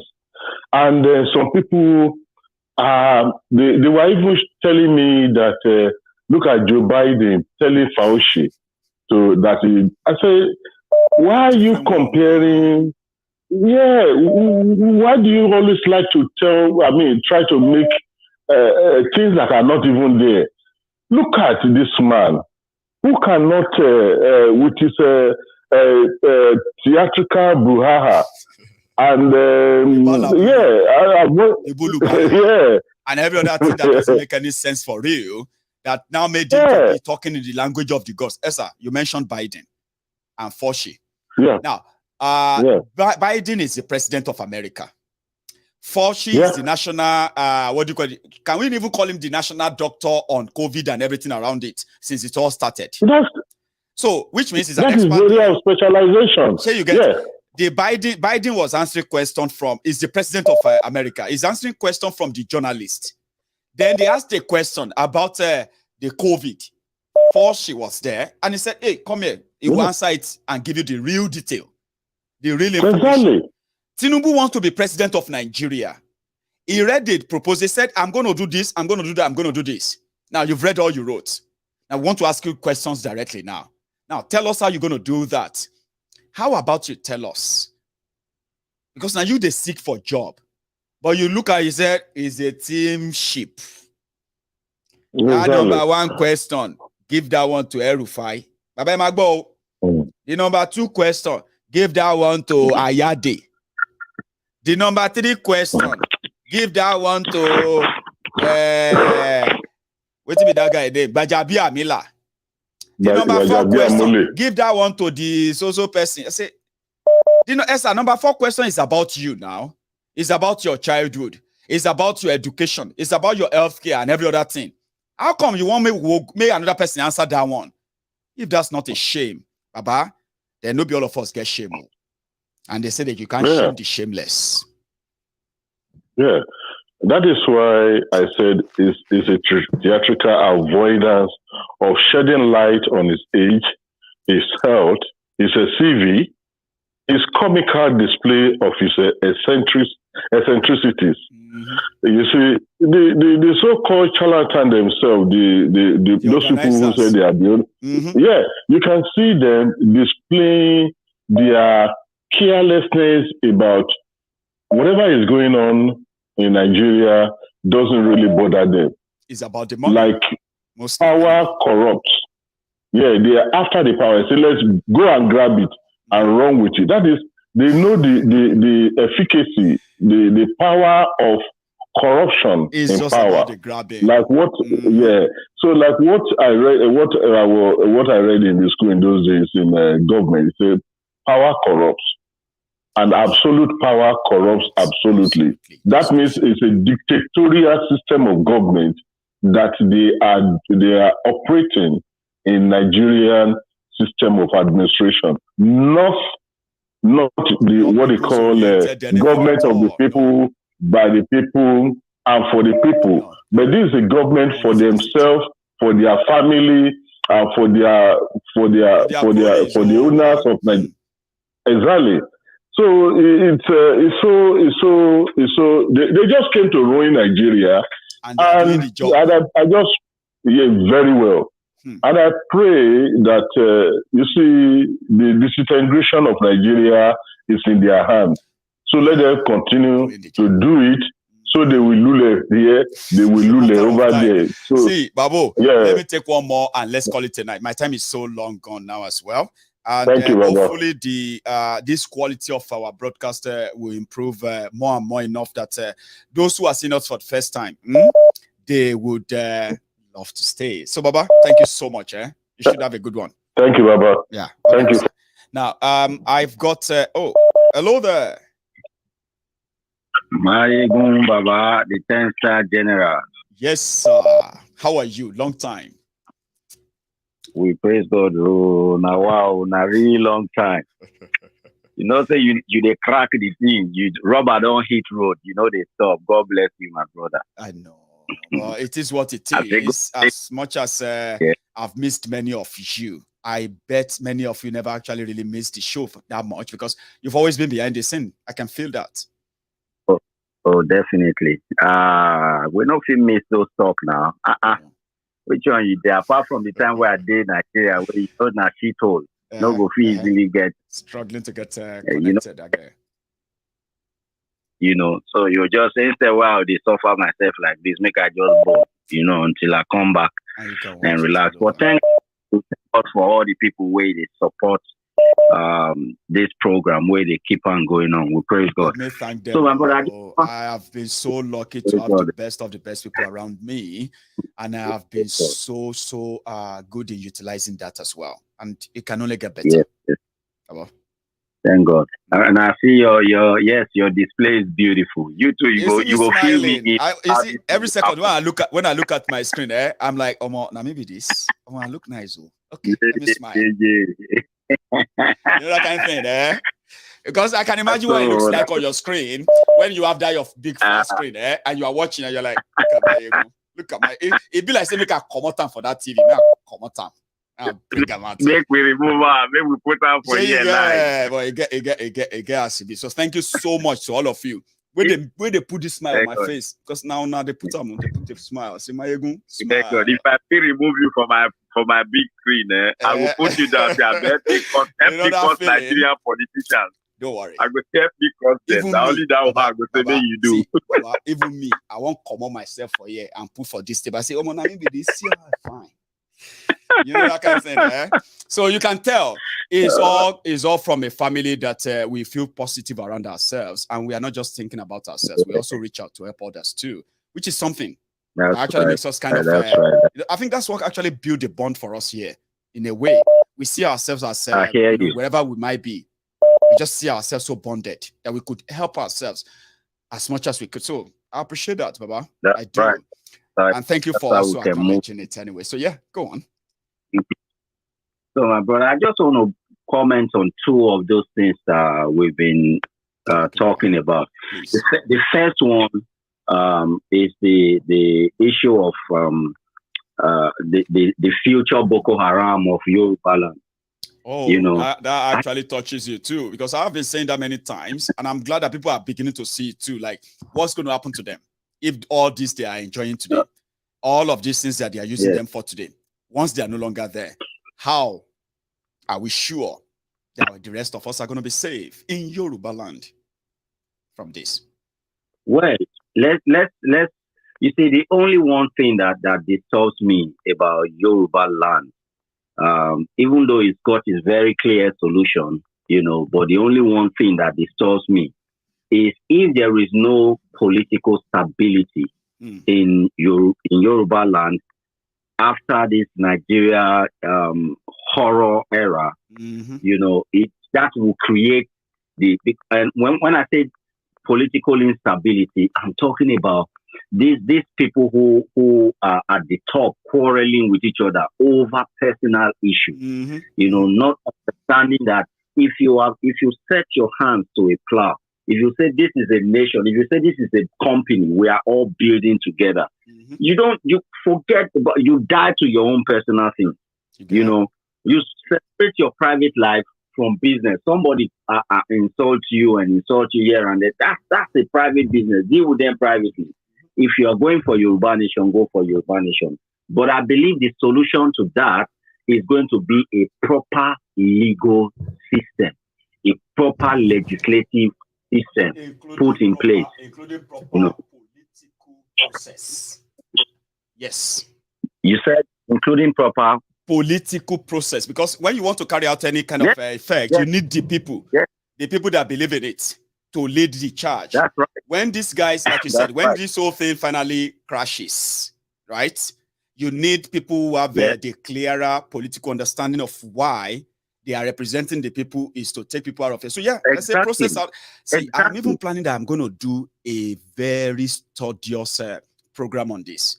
Okay, detail by detail. You know, they need clear vision. They need how clear this actually really work. Well, Yes, that's the word. How this thing is going to work. It's not just what we want, it's how we are going to get what we want. How do we make it work for us? Mm-hmm. But I trust the Yorubas because of their education and the desire for excellence. They always desire to excel. Yes. They desire excellence a lot. So you will find, even though you can find very many mad people, very many people who want to feed their bellies, but you will also find just these few who don't care about their bellies. Yeah, there are very much people who want something better for their. I agree. So I believe this is the hope we will have against all these touts we're talking about. I'm telling you, if nobody does anything, definitely we're going to have. But that, you see, if you want to have Gotham City at Yoruba land, it's not going to work, and there's no point in looking for Yoruba nation. So I believe the whole point of struggling to get Yoruba nation is to remove these criminal elements. When I say criminal elements, I'm not talking about human beings. I'm talking about these kind of things that happen, or monile, garage people, remove all we even police. We are not even talking about the damages. These things have done us enough. If maybe when we begin to explain to people what this really means, in the context of as a people, let's say Yoruba land is a country, right? As a country, and it has a government. At this point, when you look at the menace that these guys, politicians have created through this Omonile, this Agbero, that, and other vices, we need Yorubas to start seeing in the real context of the damages this actually pose to people of Yoruba land. Do you know that at present, Yorubas endorse it? Do you know that at present, Yorubas endorse this thing? They see it as so normal, They see it as normal. If you're building your house, suddenly they show up. They'll say, "What's on foundation?"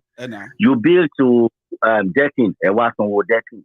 You build to, they will just appear, They look, everything appear normal because it's normalized here now. That's the problem. We've normalized it. There's watching sunny, watching sunny, My brother, I build my house, that's how much I pay.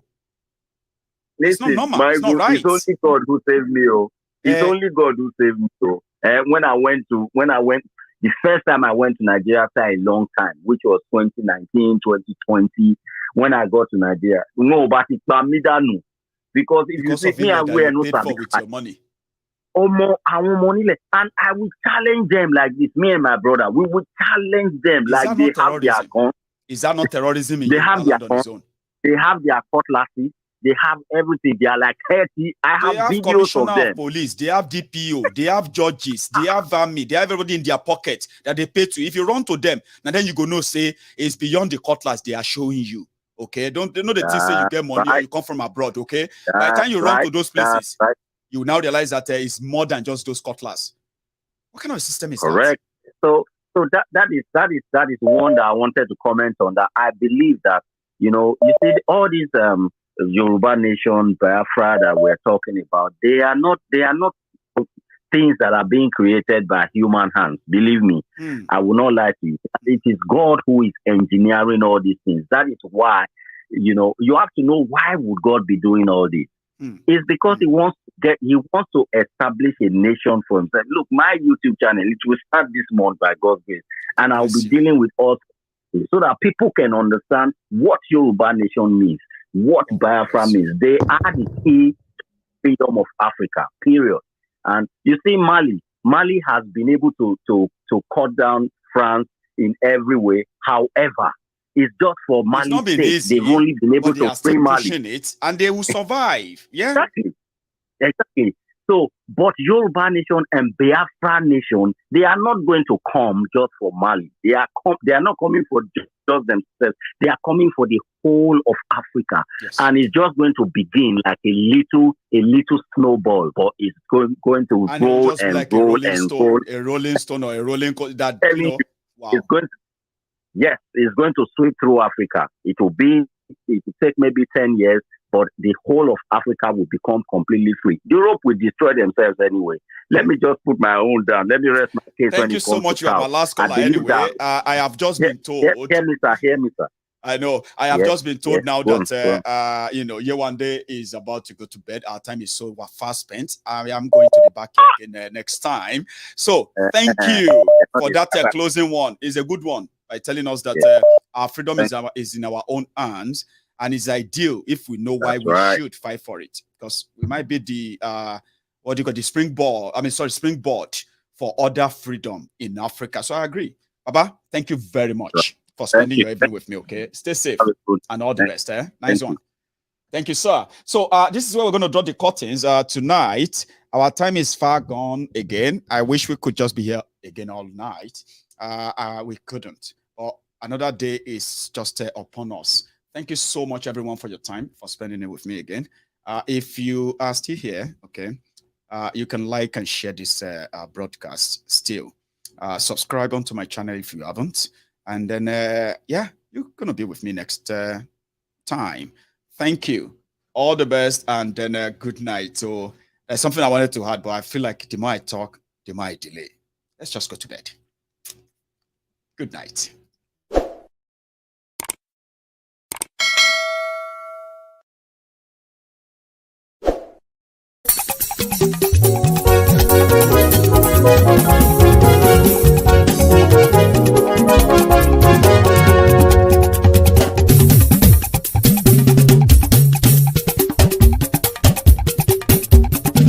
Maiyegun làwa mọ̀ la mọ̀ tó dòdòdò. Maiyegun Diary, Maiyegun #1. Maiyegun làwa mọ̀ la mọ̀ tó dòdòdò. Maiyegun Diary, Maiyegun #1. Maiyegun ti dé o, ọ̀rẹ́ ará ìlú. Maiyegun Diary, Maiyegun #1. Lórí Facebook, lórí YouTube. Maiyegun Diary, Maiyegun #1. Gbogbo bó ṣe ń lọ ni Maiyegun já wa sí. Maiyegun Diary, Maiyegun #1. Àṣírí ọ̀jẹ̀lú kì í bò níbẹ̀ o. Maiyegun Diary, Maiyegun #1. Bó bá ṣe eré, àní Maiyegun máa wí. Maiyegun Diary, Maiyegun #1. Ó sì tún ṣe eré, wàá gbọ́ níbẹ̀ o. Maiyegun Diary, Maiyegun #1.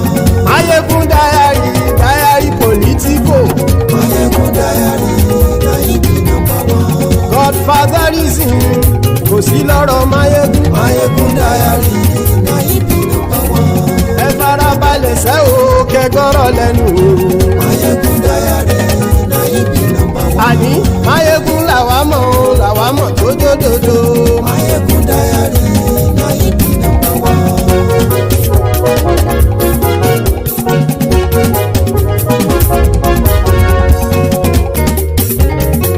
Àní ẹ̀sùn ràkì. Maiyegun ti dé. Maiyegun ti dé. Ọ̀jẹ̀lú ẹ̀sùn ràkì. Maiyegun ti dé. Àní ẹ̀sùn ràkì. Maiyegun ti dé. Lórí Facebook. Maiyegun ti dé. Àní ẹ̀sùn ràkì. Maiyegun ti dé. Lórí YouTube. Maiyegun ti dé. Àní ẹ̀sùn ràkì. Maiyegun ti dé. Bọ́ bàbá gbé wúrẹ́. Maiyegun máa wí. Àní ẹ̀sùn ràkì. Maiyegun ti dé. Ijó ìgbádìyẹ. Maiyegun máa wí. Àní ẹ̀sùn ràkì. Maiyegun ti dé. Bí pẹ̀sìdó bá rúfin o. Maiyegun máa wí. Àní ẹ̀sùn ràkì. Maiyegun ti dé. Bí gómìnà kówó jẹ. Maiyegun máa wí. Àní ẹ̀sùn ràkì. Maiyegun ti dé. Ọlọ́pàá tí ń gba rìbá. Maiyegun máa wí. Àní ẹ̀sùn ràkì. Maiyegun ti dé. Aṣòfin tí ń rúfin o. Maiyegun máa wí. Àní ẹ̀sùn ràkì. Maiyegun ti dé. Òpùrọ́ olóṣèlú. Maiyegun máa wí. Àní ẹ̀sùn ràkì. Maiyegun ti dé. Ọ̀jẹ̀lú ẹ̀sùn ràkì. Maiyegun ti dé. Àní ẹ̀sùn ràkì.